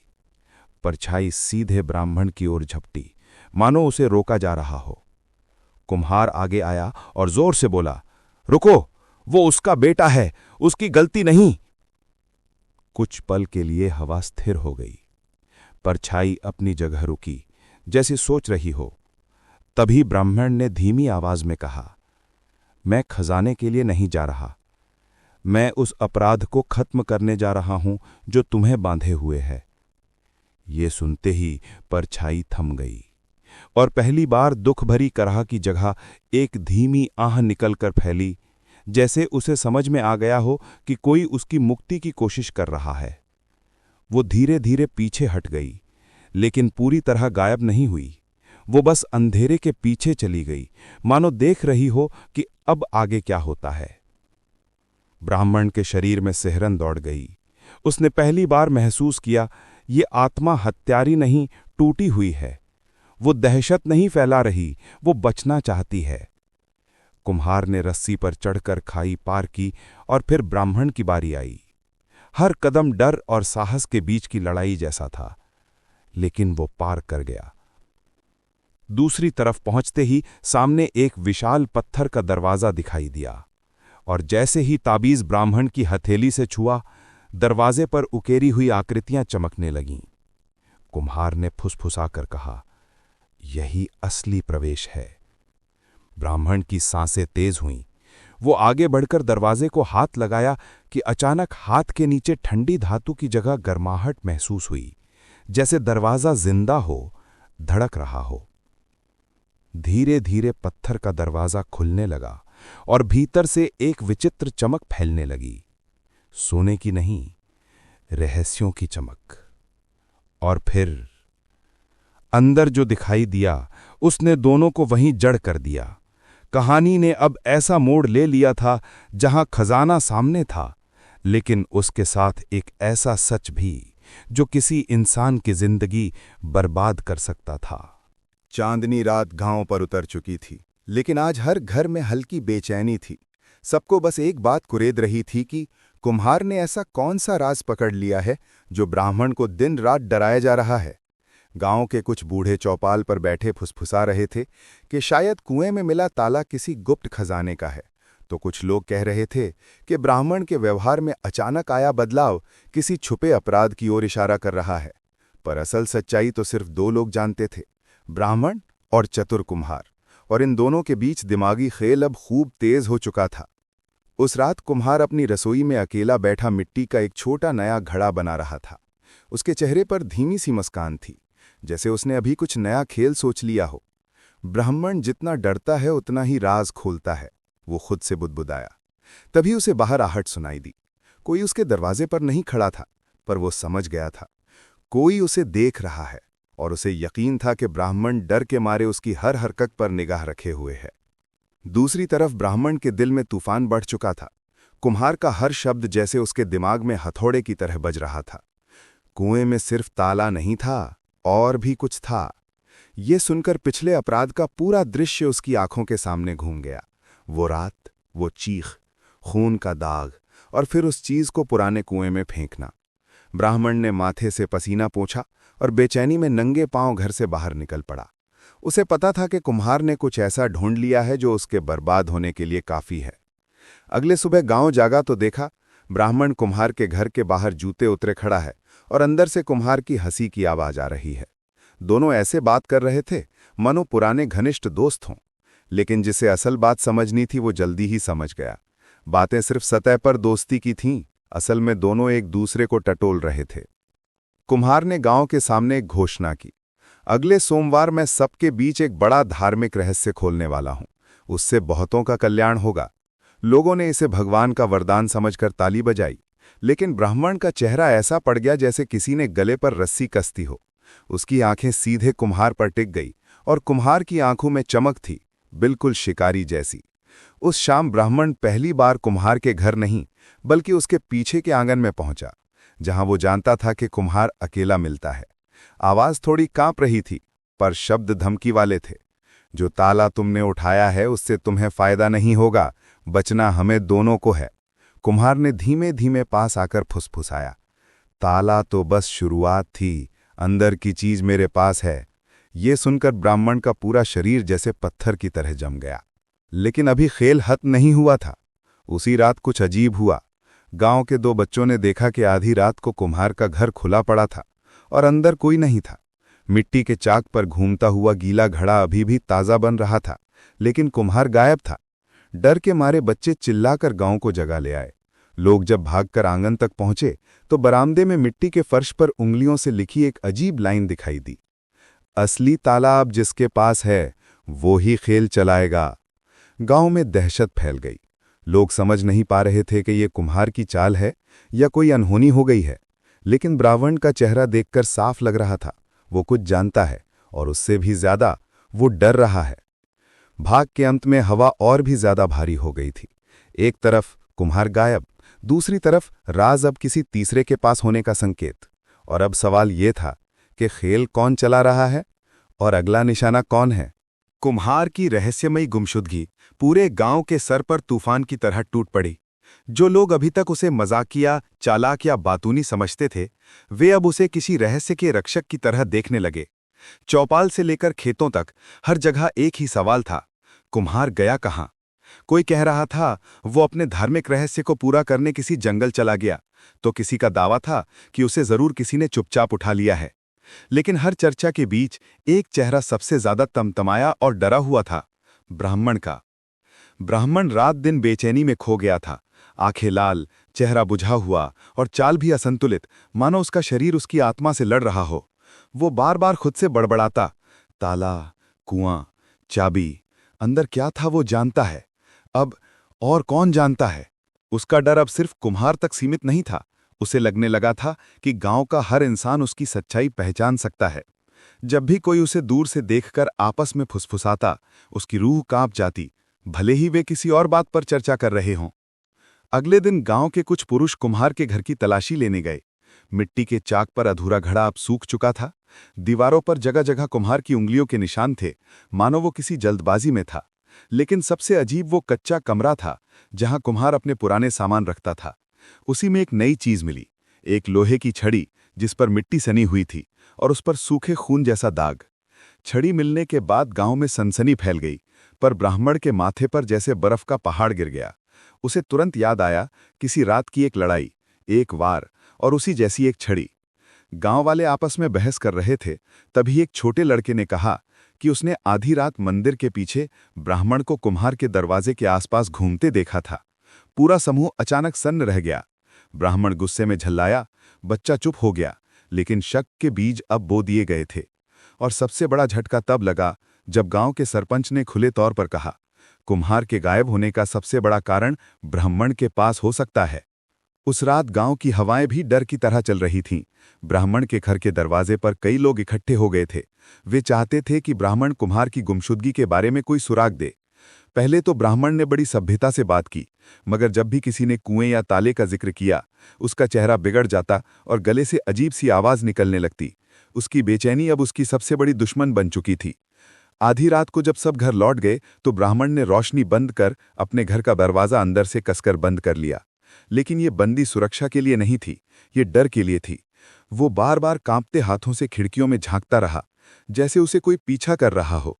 तभी घर के आंगन में किसी के चलने की आवाज आई, धीमी मगर गूंजती हुई। उसने दीवार से कन लगाकर सुनने की कोशिश की। किसी की सांसें खीं, कोई वहां था। उसने हिम्मत करके दरवाजे के झरोखे से बाहर झांका और ठीक सामने जमीन पर एक ताला रखा हुआ दिखाई दिया। वही ताला, वही जंग, वही टूटा हिस्सा। ब्राह्मण के पैरों तले जमीन खिसक गई। उसने ताला उठाया और उसी क्षण भीतर कमरे में एक कागज रखे होने की आवाज हुई। वो दौड़कर अंदर गया, कांपते हुए कागज को उठाया। उस पर बस एक लाइन लिखी थी, अगर तुम सच नहीं बताओगे तो सच खुद बोलना शुरू कर देगा। कागज पर ना तो कोई नाम था, ना कोई निशान, पर ब्राह्मण जानता था कि जिसने ये छोड़ा है उसने कुम्हार की जगह ले ली है। अब खेल एक नए मोड़ पर था। कुम्हार गायब था, लेकिन उसकी जगह अब कोई तीसरा खिलाड़ी मैदान में उतर चुका था और अगला कदम उसके हाथ में था। अब सवाल सिर्फ एक था, ये नया खिलाड़ी कौन है और वो कितनी दूर जाने वाला है। ब्राह्मण पूरी रात उस कागज को घूरता रहा, जैसे उसमें कोई छुपा हुआ जवाब अचानक बाहर आ जाएगा। सुबह होते ही वो बेचैन होकर दरवाजा खोलने की हिम्मत भी नहीं जुटा पाया। ताला वहीं रखा था, ठंडा, जंग से भरा, लेकिन अब वो सिर्फ धातु का टुकड़ा नहीं रहा। वो एक संदेश था, एक धमकी थी, एक याद दिलाने वाला प्रतीक कि उसका अतीत अब खुद चलकर उसके सामने आ चुका है। कभी मंदिर में राज करने वाला ब्राह्मण आज अपनी ही परछाई से डर रहा था। दूसरी ओर गांव का माहौल और तनावपूर्ण होता जा रहा था। कुम्हार की गैर मौजूदगी ने सबको बेचैन किया हुआ था। सरपंच ने गांव में एक बैठक बुलाई और आश्चर्यजनक रूप से उसमें आधे से ज्यादा लोग यही चाहते थे कि ब्राह्मण की पूरी जांच हो। लेकिन सरपंच ने ये बात गोलमोल तरीके से कही, क्योंकि कोई भी सीधे ब्राह्मण को विरोधी नहीं बनाना चाहता था, पर वे चाहते थे कि ब्राह्मण कुछ बोले, कुछ ऐसा बताए जो शक को मिटाए। लेकिन ब्राह्मण का सन्नाटा उल्टा शक को और गहरा कर रहा था। उस शाम एक नया मोड़ सामने आया। कुम्हार की छोटी बेटी, जो अब तक सबके सामने चुप बैठी थी, अचानक चौपाल में रोती हुई पहुंची और बोली, कल रात कोई हमारे आंगन में घूम रहा था, पापा की तलाश में। ये सुनते ही गांव में थरथराहट फैल गई। लड़की ने बताया कि उसने जिस आदमी की परछाई देखी थी वो लंबा था, दुबली गर्दन वाला और धोती पहने था। गांव में ऐसे तो कई लोग थे, लेकिन ब्राह्मण की गर्दन और लंबाई बहुत कम लोगों जैसी थी। लोग लड़की की बात सुनकर ब्राह्मण को नहीं घूर रहे थे। उन्हें डर था कि कहीं उनके बीच कोई ऐसा रहस्य तो नहीं जो अब सामने आने वाला है। ब्राह्मण को लगने लगा कि कोई उसे गांव से अलग थलग कर रहा है। जहां भी जाता बातें रुक जाती, आंखें बचने लगतीं। यहां तक कि मंदिर में पूजा करवाते समय भी लोगों की निगाहें उस पर नम्रता नहीं, शक से भरी होती।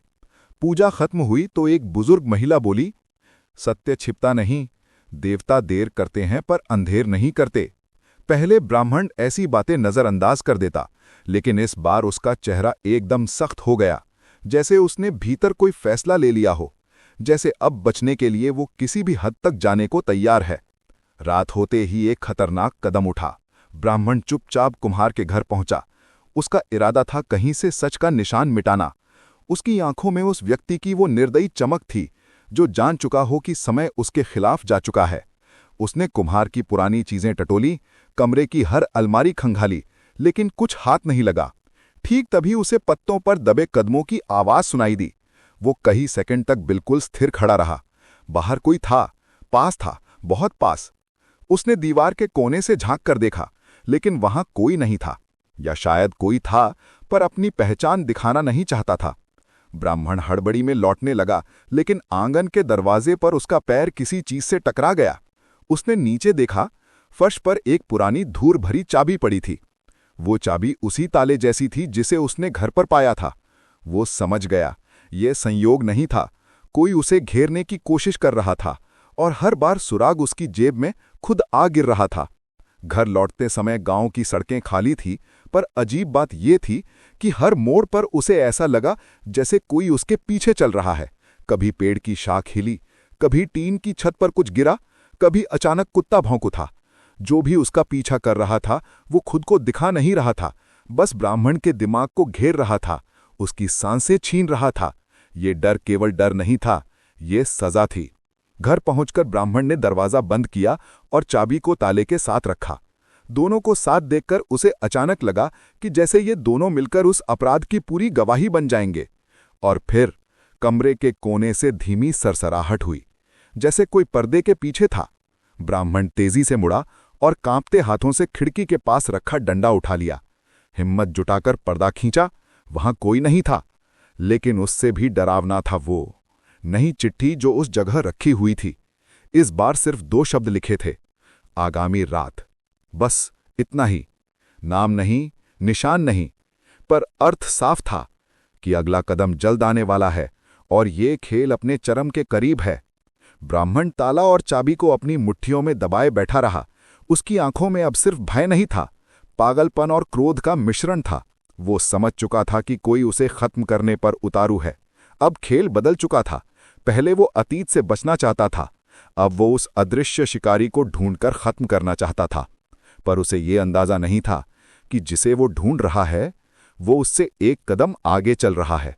ब्राह्मण पूरी रात बैठा रहा, हाथों में ताला और चाबी दबाए, जैसे ये धातु उसके डूबते जीवन का आखिरी सहारा हो।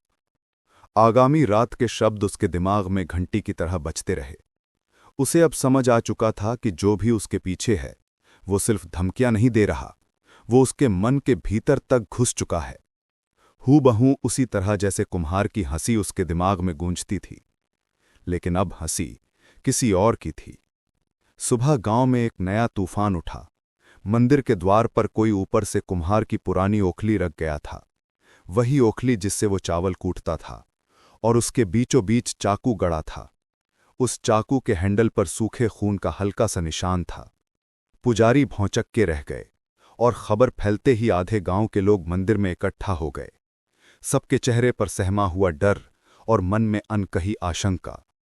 लेकिन सबसे ज्यादा दहलाया जिस चीज ने, ओखली के नीचे ब्राह्मण के नाम का एक कागज चिपका हुआ था। कागज पर लिखा था, तुम्हें सच से भागने का मौका था, अब नहीं है। पूरा गांव आवाजें दबाकर एक दूसरे को देख रहा था। ग्रामीणों की दृष्टि का भार ब्राह्मण महसूस कर सकता था। उसे लगा जैसे उसकी गर्दन पर फंदा कस रहा हो। भीड़ के बीच सरपंच आगे आया और पहली बार उसके सुर में कठोरता थी। ब्राह्मण जी, ये सब किसी अजनबी का काम नहीं लगता। ये सब आपको ही निशाना बनाकर किया जा रहा है। आप कुछ जानते हैं पर बोल नहीं रहे हैं। सरपंच के शब्दों में आरोप नहीं था, लेकिन खोज जैसा दबाव था। गांव अब उत्तर चाहता था। ब्राह्मण में सतह पर शांति बनाए रखी, लेकिन भीतर उसकी आत्मा टूटने लगी। वो कोई अपराधी जैसा नहीं दिखना चाहता था, इसीलिए उसने झूठी मजबूरी वाले अंदाज में कहा, मुझे तो खुद समझ नहीं आ रहा ये सब कौन कर रहा है, मैं भी परेशान हूं। पर शब्दों के पीछे कंपन छिप नहीं पाया। गांव वालों ने पहली बार उसे सहानुभूति नहीं बल्कि अविश्वास से देखा। दिन ढलते ढलते हवा में अजीब भारीपन उतर आया। लोग जल्दी जल्दी घरों में घुसने लगे, जैसे किसी आने वाले तूफान की आहट हो। गांव की गलियों में असामान्य सन्नाटा था और हर घर का दरवाजा बंद। लगता था जैसे पूरा गांव आगामी रात के इंतजार में सांस थामे बैठा हो। अनजाने डर के साथ। ब्राह्मण ने घर के भीतर हर खिड़की, हर कोना जांचा, हर दरवाजा लगाकर देखा, लेकिन डर भीतर से निकाला नहीं जा सकता। उसने ताला और चाबी को मंदिर के लाल कपड़े में लपेटकर छिपा दिया, जैसे कपड़ा अपराध को पवित्रता में बदल देगा। तभी कमरे के केंद्र में उसकी नजर पड़ी। फर्श पर एक काला धागा पड़ा था। वो वहीं नहीं गिरा था, कोई उस कमरे में आ चुका था, ठीक उसकी मौजूदगी के दौरान। दिल धड़कना भूल गया। वो धागा उठाकर देख ही रहा था कि घर के बाहर 2 तेज थप्पड़ जैसी आवाजें सुनाई दी, जैसे तालियां बजाई गई हों। वो भागा और झरोके से बाहर झांका। कोई नहीं था, लेकिन मिट्टी पर एक ताजा पदचिन्ह दिखा, नंगे पैर का। गांव में नंगे पैर चलने वाला सिर्फ एक व्यक्ति था, कुम्हार। ब्राह्मण के चेहरे पर कुछ पल के लिए खून सूख गया। क्या वो लौट आया है? क्या वो जिंदा है, या उसकी जगह कोई और उसी की पहचान का इस्तेमाल कर रहा है? या फिर कोई उससे भी ज्यादा चालाक, जो कुम्हार की तरह हर चीज जानता है? रात गहरी हुई और आगामी रात जैसी काली सच्चाई उसके दरवाजे पर उतर आई। अचानक बाहर से गाना सुनाई दिया, धीमा, मिट्टी भरा, वही लोकगान जो कुम्हार चाक चलाते समय गाता था।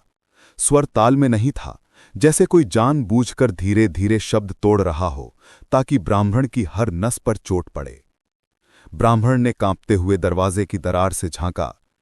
खाली अंधेरा, लेकिन आवाज ठीक उसके यार्ड से आ रही थी। उसने साहस जुटाकर दरवाजा खोला और दहलीज पर एक चाक का चक्का रखा था, बिल्कुल नया, जिस पर मिट्टी नहीं थी, साफ, ठंडा और ना चलाया हुआ। चक्के पर सफेद चौक से लिखा था, खेल की शुरुआत अब असली रूप में होगी। ब्राह्मण ने इसे पढ़कर आवाज तक नहीं निकाली। वो पीछे हटने लगा, मगर तभी घर के अंदर से किसी के दरवाजा खटखटाने जैसी आवाज आई। अंदर से, यानी घर के भीतर कोई और मौजूद था। ब्राह्मण ने डंडा उठाया, सांसें भारी होती जा रही थीं। उसने अंदर के कमरे का दरवाजा धक्का देकर खोला। फर्श पर ताला और चाबी रखी थीं, लेकिन अलग ढंग से। अब ताला खुला हुआ था और चाबी उसके अंदर फंसी हुई थी, जैसे किसी ने उसे घुमाकर छोड़ दिया हो। यानी किसी ने कमरा खोला है, और अगर ताला खुला है तो अगला लक्ष्य ब्राह्मण का दरवाजा नहीं, उसका सच है। उस पल पहली बार ब्राह्मण ने खुद से स्वीकार किया, अब सिर्फ पीछा नहीं हो रहा, शिकार शुरू हो चुका है। और जो शिकारी है वो न दिखाई देता है, ना आवाज करता है, लेकिन हर बार वही चीज छूता है जो ब्राह्मण छिपाना चाहता है। रात की खामोशी एक बार फिर लौट आई थी, लेकिन इस बार उसके साथ एक बोझ था। उन सभी सच और झूठ का बोझ जिनसे रानी ठगी ने सालों तक अपना साम्राज्य चलाया था। महल के गुप्त तहखाने में बैठी वो शांति से आंखें बंद किए, जैसे मन ही मन हिसाब कर रही थी कि आगे कौन सा कदम ऐसा होगा जो सब कुछ जीत भी ले और खो भी ना दे। उसके सामने फैला हुआ पुराना नक्शा उसकी पूरी जिंदगी की कहानी जैसा था। हर गांव पर एक निशान, हर शहर पर एक लाल गोला, और हर गोले के पीछे कोई याद, कोई ठगी, कोई विश्वासघात। लेकिन नक्शे के बीच में एक नया निशान उभरा, जिस पर उसने अभी अभी लाल गोला लगाया था, शिकारीपुर।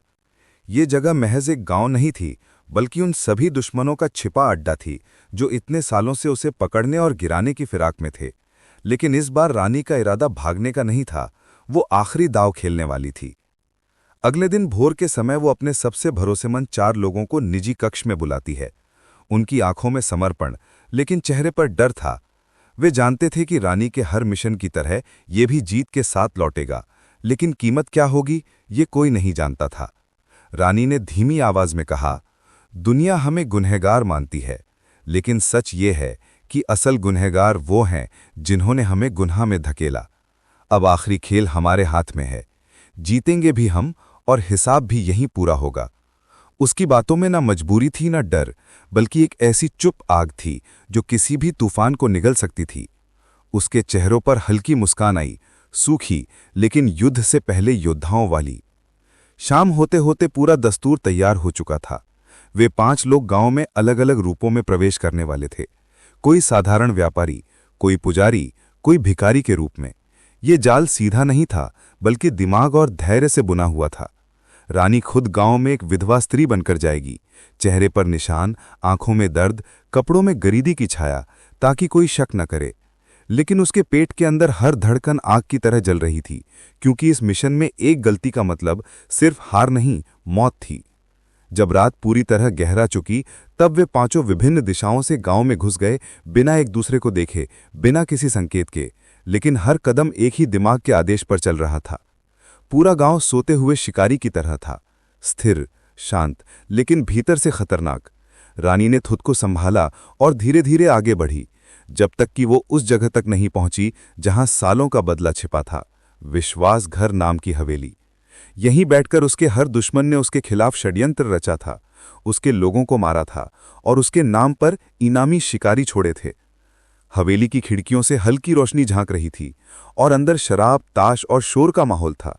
उन्होंने जीत का जश्न शुरू कर दिया था, जबकि असली खेल तो अभी शुरू भी नहीं हुआ था। रानी ने एक गहरी सांस ली। शुरू करो।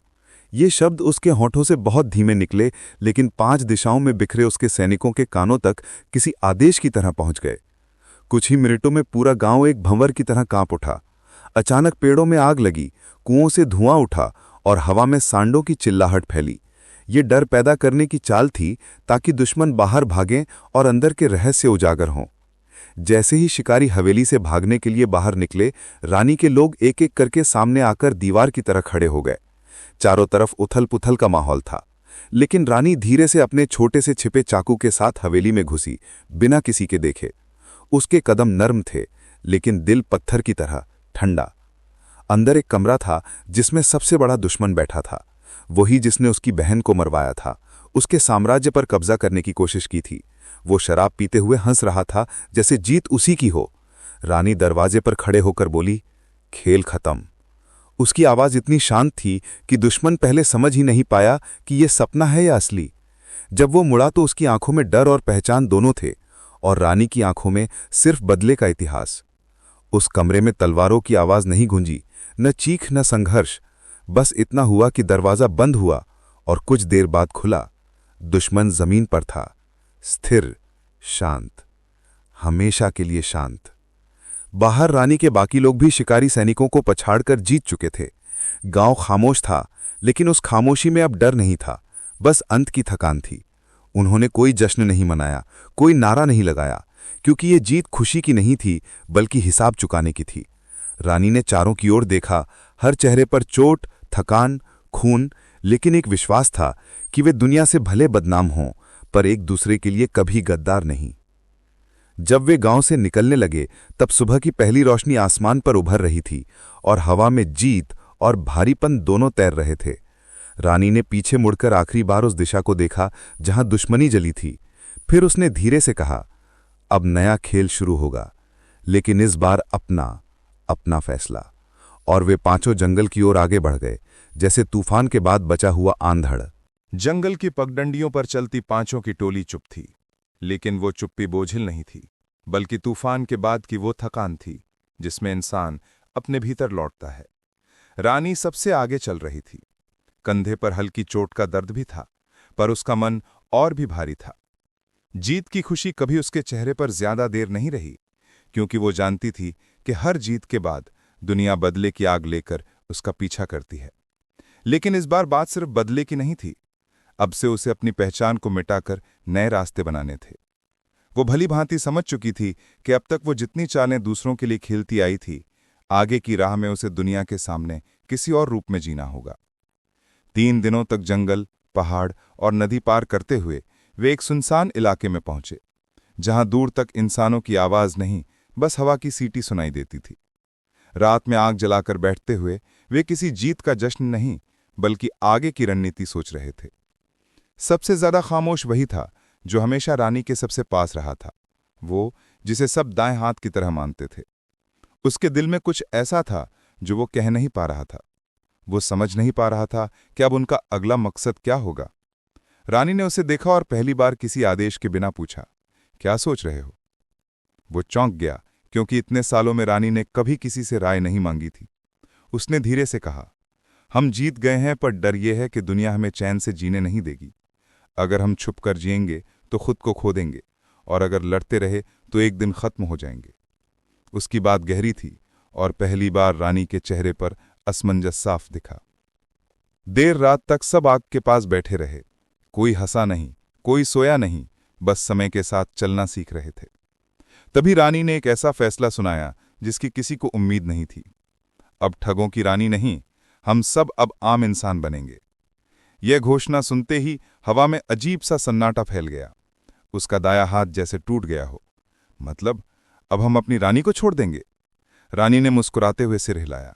रानी को नहीं, उस पहचान को छोड़ेंगे जो हमें हर दिन मौत के करीब ले जाती थी। वो उठकर खड़ी हुई और मोमबत्ती की लौ सामने रखकर बोली, अब हर कोई एक नया जीवन चुनेगा, नया नाम, नई पहचान और शायद नई किस्मत भी। आग की रोशनी में उनकी आंखें चमक रही थीं। किसी के भीतर उम्मीद थी, किसी में डर और किसी में खोने का दर्द। सुबह होते ही उन्होंने पुराने कपड़े, पुराने नाम, पुराने हथियार सब जला दिए, जैसे अतीत का अंतिम संस्कार हो रहा हो। फिर रानी ने हर साथी को अलग अलग रास्ते दिए, नई जगहें, नई भूमिकाएं और नई शुरुआतें। पर सबसे बड़ा झटका तब आया जब रानी ने कहा, अब हम साथ नहीं रहेंगे। साथ रहेंगे तो पहचान नहीं बदल पाएंगे। अगर मैं जिंदा आपकी याद में रही तो दुश्मन भी आपको याद करके मुझे ढूंढ लेंगे। उसके शब्दों में सख्ती नहीं थी, बल्कि मजबूरी की टीस थी। पांचों साथी अलग होने लगे। किसी ने रानी के पैर पकड़े, किसी की आंखों में पानी था, लेकिन रानी ने किसी को रोने नहीं दिया। जो खत्म होता है वही नया होकर शुरू होता है। हम फिर मिलेंगे जब दुनिया में दुश्मन कम और यादें ज्यादा होंगी। विदा का वो पल इतना भारी था कि जंगल का सन्नाटा भी रोने जैसा लग रहा था। एक एक साथी अलग रास्ते पर जाता गया और आखिर में मैदान में बस रानी और उसका सबसे वफादार साथी रह गया। वो उसे छोड़ने को तैयार नहीं था। उसकी जिंदगी रानी के नाम के बिना अधूरी लगती थी, पर रानी ने उसके कंधे पर हाथ रखा। अगर तुम मेरे साथ रहोगे तो तुम कभी जी नहीं पाओगे। मैं रानी थी इसलिए तुम सिपाही बने रहे। अब मैं खत्म हूं, अब तुम खुद की जिंदगी बनाओ। उसके कदम धीरे हुए, पर वो मुड़ा नहीं। वो जानता था ये पहली बार था जब रानी एक आदेश नहीं बल्कि दुआ दे रही थी। कुछ दूर जाकर वो रुका, पलटा और धीमी आवाज में बोला, जिंदगी चाहे जैसा बने, अगर कभी खतरा आए तो पुकारना मत भूलना। रानी ने कुछ नहीं कहा, सिर्फ हल्का सिर हिलाया, और बस इतना काफी था कि वो समझ जाए उसकी वफादारी कभी बेकार नहीं जाएगी। अब रानी अकेली थी, बिना साम्राज्य, बिना अनुयायी, बिना पहचान। वो नदी के पास गई, अपना चेहरा देखा और पहली बार उसे लगा कि वो सच में थक गई है। उसने हाथों को पानी में भिगोकर चेहरा धोया, जैसे पुराने किरदार को उतार फेंका हो। उसी पल से उसकी नई जिंदगी शुरू हुई, बेनाम, बेखौफ और बिल्कुल अकेली। लेकिन किस्मत की खासियत ही यही है, जब इंसान सोचता है कि कहानी खत्म हो गई, वहीं से कहानी मोड़ ले लेती है। रानी ने जैसे ही नए सफर की ओर कदम बढ़ाया, जंगल की हवा में किसी छुपे खतरे की गंध थी। उसे महसूस हुआ कि जिंदगी में चाहे पहचान बदल जाए, लड़ाई कभी खत्म नहीं होती।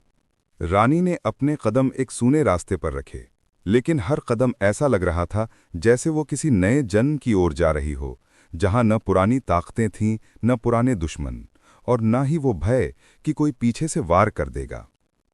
कई दिनों तक सफर में उसने किसी से बात नहीं की, बस राह के मोड़ बदलती रही। यहां तक कि उसे समझ नहीं आया कब जंगल खत्म हुआ और कब वो एक शांत छोटा कस्बा सामने आ गया। एक ऐसा कस्बा जहां लोग साधारण सी जिंदगी जीते थे और जहां उसके आने जाने पर किसी की निगाहें नहीं उठीं। यहीं उसने अपने नए जीवन की पहली ईंट रखी, नए कपड़े, नया नाम। बिना किसी योजना के एक नाम उसने खुद से निकाल लिया, शीतल। ये नाम इतना सरल था कि न कोई शक करेगा, न कोई याद रखेगा। वो एक बर्तन बेचने वाले के घर काम पर रहने लगी। सुबह से शाम तक मिट्टी उठाना, घड़ा बनाना, पकाना, ऐसे काम जिनमें न चालाकी चलती थी, न बुद्धि की परीक्षा, बस मेहनत और सुकून था। उसके भीतर पहली बार शांति उतर रही थी, जैसे झूठ के सागर से निकलकर सच के किनारे आ गई हो। लेकिन किस्मत का स्वभाव ही यही है, वो तब दस्तक देती है जब इंसान सबसे ज्यादा निश्चिंत होता है। 3 हफ्ते बाद कस्बे में एक नया आदमी आया, घोड़े पर सवार, साधारण कपड़े, पर आंखें इतनी तेज कि पहली नजर में ही रानी के दिल में कुछ खटक उठा। उसने उस पर ध्यान देना नहीं चाहा, मगर अजीब बात यह थी कि वो आदमी बाजार में किसी से ज्यादा बात नहीं करता, बस लोगों को चुपचाप परखता रहता। शाम को जब रानी मिट्टी में हाथ डाले चाक पर घड़ा घुमा रही थी, उसने देखा वो आदमी दूर खड़ा उसे देख रहा है। उसकी आंखों में रुचि नहीं, पहचानने की कोशिश थी। रानी के अंदर ठिठक्कन हुई, पर उसने उसे नजरअंदाज किया और काम में लगी रही। अगले दिन भी वही हुआ। आदमी दूर से उसके आसपास घूमता रहता, पर बात नहीं करता। ऐसा लगता था जैसे उसकी निगाहें कह रही हों, तुम वही हो, लेकिन मैं पूरी तरह यकीन करना चाहता हूं। एक रात जब वो पानी भरने तालाब की तरफ जा रही थी, तो पीछे पत्तों की सरसराहट हुई। उसे महसूस हुआ कि कोई साथ साथ चल रहा है। वो रुकी, सरसराहट भी रुक गई। उसने चलना शुरू किया, आवाज भी उतनी ही रफ्तार से चली। रानी एक पल को हंस पड़ी। अपने पुराने जीवन में वो हर परछाई से लड़ चुकी थी, तो भले ही वो छिपी हो, डर अब उसका हिस्सा नहीं रह गया था। उसने अचानक पीछे मुड़कर आवाज दी, जो पीछा कर रहे हो सामने आ जाओ, छुपकर कुछ नहीं मिलेगा। थोड़ी देर सन्नाटा रहा, फिर वही आदमी पेड़ के पीछे से बाहर आया। घोड़े वाले की जगह अब वो पैदल था, और उसकी आंखों में साफ था कि वो लड़ाई के लिए तैयार नहीं, बल्कि सच्चाई के लिए आया था। उसने पास आकर शांत आवाज में कहा, तुम्हें डरा रहा था तो माफ कर देना। मेरा काम खोज लेना है, नुकसान पहुंचाना नहीं। रानी ने बिना हिचक के पूछा, तुम मुझे ढूंढ क्यों रहे हो? आदमी गंभीर होकर बोला, क्योंकि तुम्हारे अतीत का एक टुकड़ा मेरे साथ जुड़ा है। उसने जेब से एक चीज निकाली, जंग लगा हुआ लोहे का ताला। रानी सन्न रह गई। उसके शरीर में जैसे खून बहना रुक गया हो। वो ताला उसी के सामने चमक रहा था। वही संकेत, वही अतीत, वही कहानी जो उसने जला देने की कोशिश की थी। आदमी बोला, मैं पुलिस नहीं हूं, न मैं किसी राजा के सैनिकों में हूं।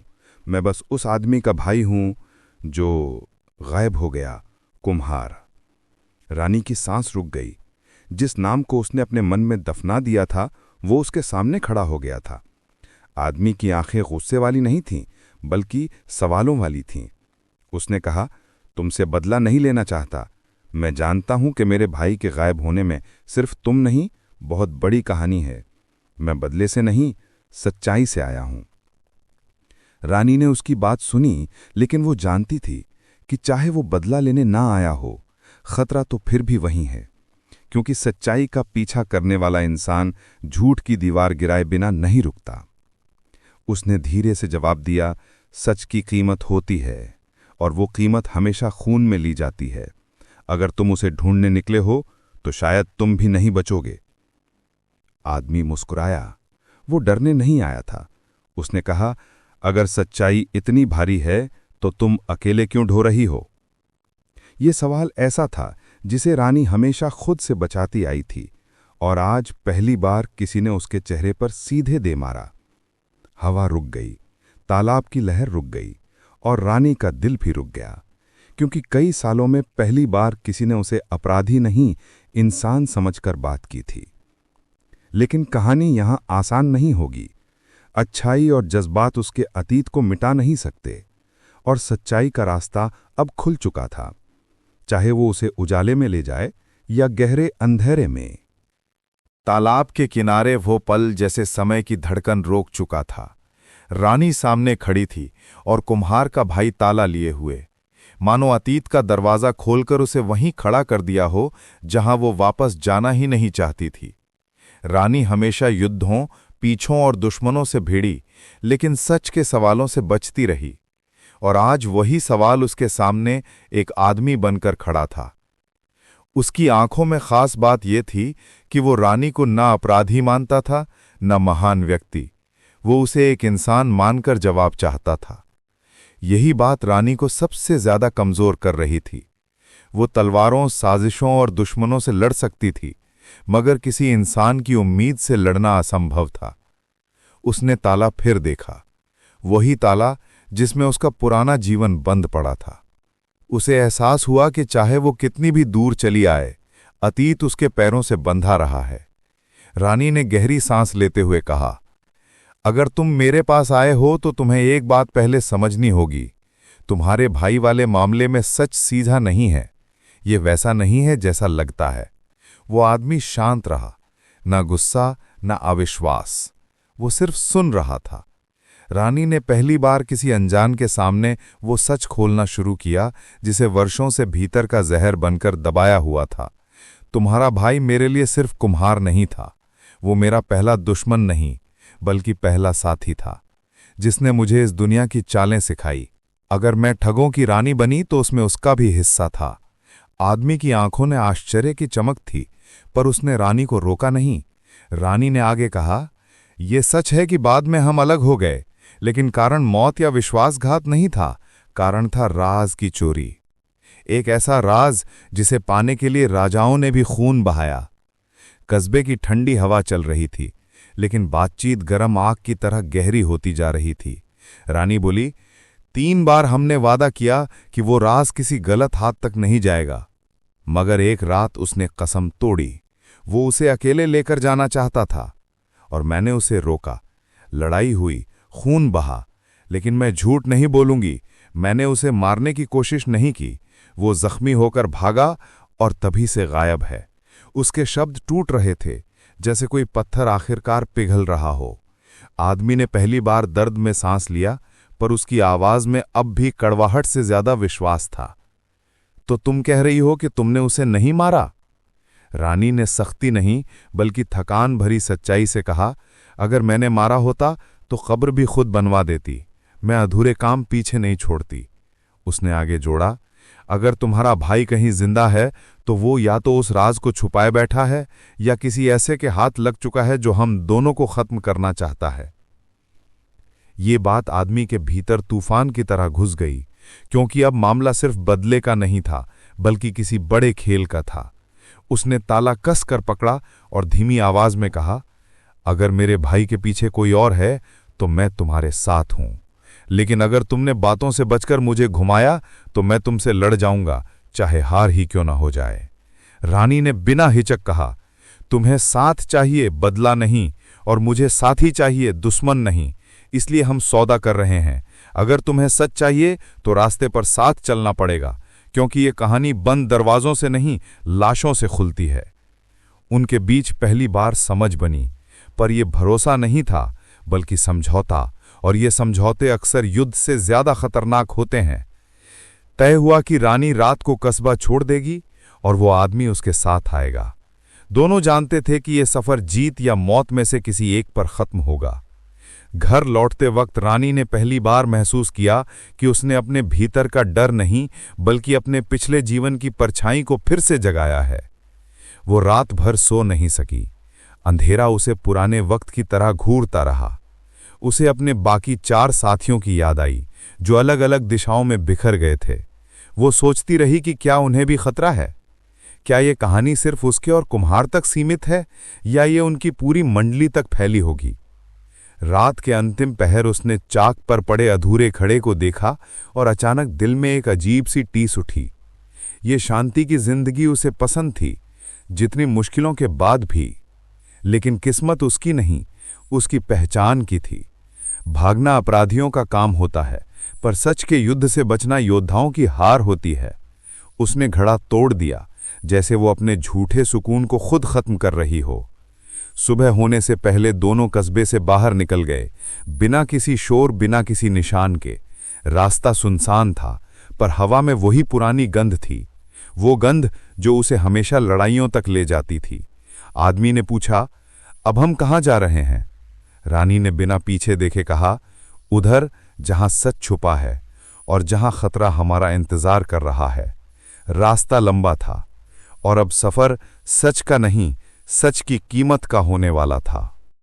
कस्बे को पीछे छोड़े हुए 3 दिन हो चुके थे, लेकिन रास्ते ने जितनी दूरी पार की थी उससे कहीं ज्यादा दूरी रानी ने अपने दिल के भीतर तय की थी। वो महसूस कर रही थी कि उसकी जली हुई पहचान की राख फिर धीरे धीरे आकार ले रही है। कभी वो ठगों की रानी बनकर दूसरों के डर को हथियार बनाती थी, आज वो खुद सच से नजरें मिलाकर चल रही थी। कुम्हार का भाई उसके साथ था, पर दोनों के बीच चुप्पी का सफर चलता रहा। कभी कभी वो उससे कुछ पूछना चाहता था, पर कुछ ऐसा था उसके चेहरे में, उसकी आंखों की दृढ़ता में, जो उसे रोक देता था। रानी जानती थी कि वो उसके पीछे सिर्फ खून के रिश्ते के कारण नहीं, बल्कि सच्चाई के बोझ से चला है, और ऐसे लोग किसी भी कीमत पर सफर अधूरा नहीं छोड़ते। तीसरे दिन शाम को दोनों एक सुनसान सराय में रुके। सराय खाली नहीं थी, लेकिन यात्रियों की आंखों में ऐसी थकान थी कि किसी को किसी से मतलब नहीं था। रानी ने हमेशा की तरह कमरे की दीवारों, खिड़कियों और दरवाजे का जायजा लिया। सुरक्षा उसके खून में थी। कुम्हार का भाई खिड़की के पास बैठकर बाहरी सन्नाटे को देख रहा था, लेकिन उसकी निगाहें साफ बता रही थी कि उसका मन उससे कहीं दूर था, शायद उस भाई के पास जिसकी याद उसे हर पल चुभ रही थी। कुछ देर बाद उसने हिम्मत जुटाकर आखिर पूछ ही लिया, अगर वो जिंदा है तो वह तुम्हारे पास वापस क्यों नहीं आया? रानी ने आंखें बंद कर लीं, जैसे किसी पुराने घाव को छुआ गया हो। क्योंकि जो राज उसने लिया था वो सिर्फ धन या ताकत का नहीं था। रानी बोली, आवाज में थकान और अपराधबोध दोनों थे। वो राज किसी एक इंसान की नहीं, पूरी दुनिया की तकदीर बदल सकता है। उसे लेकर वापस आने का मतलब था मौत, चाहे मेरी, उसकी या हम दोनों की। वो गायब इसलिए हुआ क्योंकि जीना चाहता था। कमरे में सन्नाटा घिर गया। कुम्हार के भाई ने धीरे से कहा, तो उसने हमें बचाया, लेकिन बदले में हमें दर्द दे गया।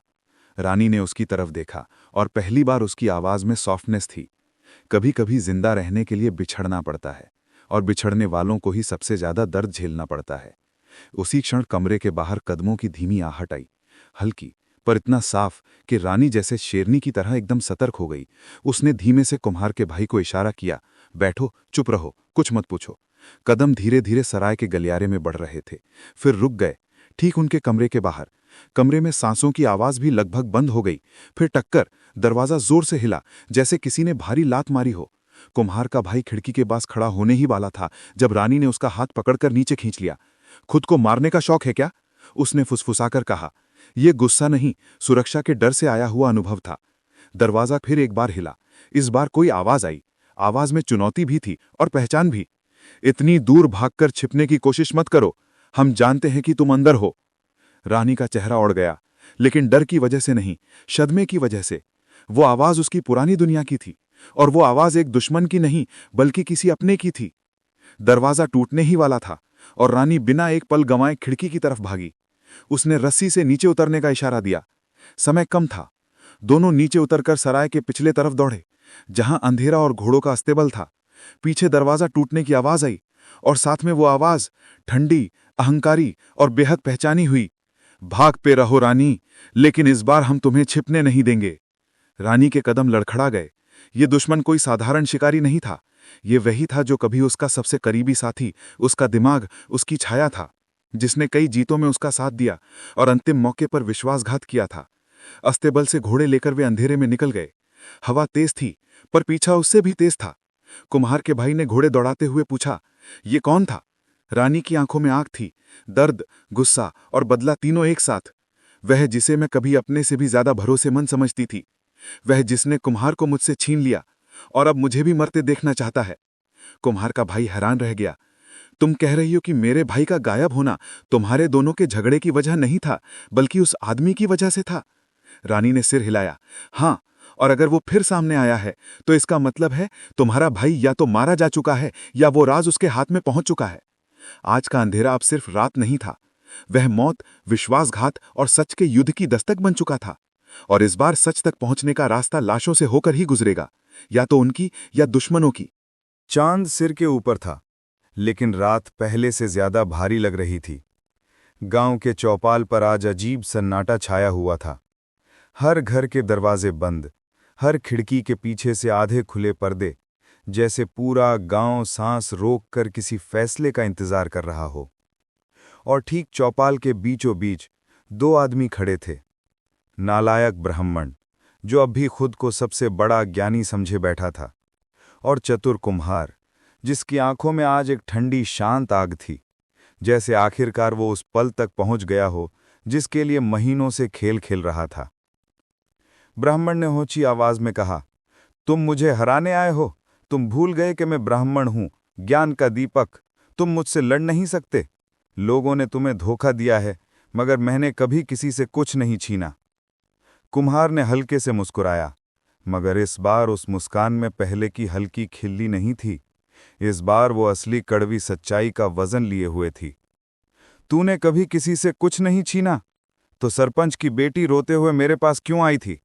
वो तेरा आशीर्वाद मांगने गई थी और तूने उसी के घर से जेवर गायब कर दिए। बुजुर्ग रघुनाथ के पास पानी मांगा और उनकी सोने की अंगूठी गायब। गांव की विधवा की आखिरी बची बकरी तूने मंत्रों के बहाने अपने पास रख ली। भीड़ सांस रोक कर सुन रही थी। इतने लंबे समय तक डर और अंधविश्वास ने दबे रहने के बाद आज पहली बार सत्य सीधे किसी के सामने खड़ा था। ब्राह्मण की आवाज कांपने लगी। यह सब झूठ है, तुम लोग मुझे गलत दिखाने के लिए। कुम्हार ने बीच में रोकते हुए कहा, तू जो बोलता रहा हम सुनते रहे, अब आज गांव सुनेगा तथ्य। उसने जमीन पर रखी छोटी थैली उठाई और खोली। अंदर चमक उठी। सोने की अंगूठी, चांदी के गहने, बकरी का गले का घंटीदार पट्टा और कई छोटे छोटे सामान। हर चोरी उस ब्राह्मण से जुड़ी हुई थी। भीड़ में फुसफुसाहट नहीं, झटका था। हर चेहरा बदल गया, आदर से अविश्वास में, फिर अविश्वास से क्रोध में। ब्राह्मण लड़खड़ाकर पीछे हटने लगा। ये सब तुम्हारा जाल है, तुमने ही ये सब चुराया होगा और मुझे फंसाने के लिए। लेकिन इससे पहले कि वो वाक्य खत्म करता, कुम्हार ने वो आखिरी गवाही सामने रख दी। एक बाबा, गांव का सबसे बूढ़ा आदमी, जो महीनों से बोल भी नहीं पा रहा था, आज चौपाल में आया। उसका बेटा उसे सहारा देकर लाया था। वो बूढ़ा धीरे धीरे बोला, मुझे ये सब याद है। रात को ये ब्राह्मण मेरे घर आया था, कहता था कि मेरा आशीर्वाद देने और मेरा तावीज मांग कर ले गया, जिसे मेरी पत्नी ने मरते समय मेरे लिए छोड़ा था। तावीज वही थैली में था। बस वहीं सब खत्म हो गया। लोगों के गुस्से भरी आवाजें उठने लगीं। इतने साल हमें मूर्ख बनाया, कर्मकांड के नाम पर लूट, हमने इसके आगे सिर झुकाए और इसने हमारी मेहनत खाई। ब्राह्मण वहीं जमीन पर बैठ गया, शरीर कांपता हुआ, चेहरा पीला, आंखें डरी हुई। उसकी अकड़, घमंड, अहंकार सब हवा की तरह उड़ चुके थे और पहली बार उसने सचमुच महसूस किया कि वो कितना नालायक था, सिर्फ कर्मों से नहीं बल्कि इंसानियत से। कुम्हार धीरे से आगे बढ़ा। अगर मैं चाहता तो आज गांव तुझे मार देता, लेकिन मैं चाहता था कि ये गांव सत्य से जीना सीखे, बदले से नहीं। फिर वो गांव वालों की तरफ मुड़ा। फैसला तुम करो, लेकिन याद रखना, अगर हम हर गलत इंसान को मिटा देंगे तो सीखने वाला कोई नहीं बचेगा। सजा दो, लेकिन वो जो इंसान को इंसान बना दे, जानवर नहीं। थोड़ी देर तक भयंकर खामोशी रही। फिर सरपंच ने लाठी टेकते हुए कहा, इसका झूठ, इसका ज्ञान, इसका घमंड सब हमसे दूर। इसे गांव से बाहर निकाला जाए। आज से ना ये ब्राह्मण है न गुरु, बस एक आदमी जैसा बाकी सब। कुम्हार ने गर्दन झुकाकर सहमति दी, लेकिन उसके चेहरे पर संतोष नहीं था, बस एक गहरा थकान। ब्राह्मण को गांव से बाहर भेज दिया गया। रात के आखिरी पहर, जब सूरज उगने ही वाला था, कुम्हार अकेला मिट्टी के चाक पर बैठा था। उसके हाथ घूमते चाक पर फिर से एक नई मटकी बना रहे थे, धीरे सधे हुए प्यार से। सरपंच ने उसके कंधे पर हाथ रखा। आज तूने चुपचाप पूरे गांव को बचाया। क्या तूने कभी सोचा था कि तू एक कुम्हार होते हुए हम सबका मार्गदर्शक बनेगा? कुम्हार ने बिना ऊपर देखे कहा, मेरा काम मिट्टी को आकार देना है सरपंच जी। इंसान भी मिट्टी ही तो हैं, बस कभी कभी उन्हें भी आकार देना पड़ता है। सूरज उग रहा था और उस रोशनी में गांव पहली बार अंधविश्वास से नहीं, समझ से जाग रहा था। लेकिन कहानी यहीं खत्म नहीं होती, क्योंकि दूर किसी पगडंडी पर जो रात में गांव से निकाला गया था, वो मुट्ठी भींच कर बोला, तुमने मुझे निकाला है, खत्म नहीं किया। और उसकी आंखों में फिर वही पुरानी आग जल उठी।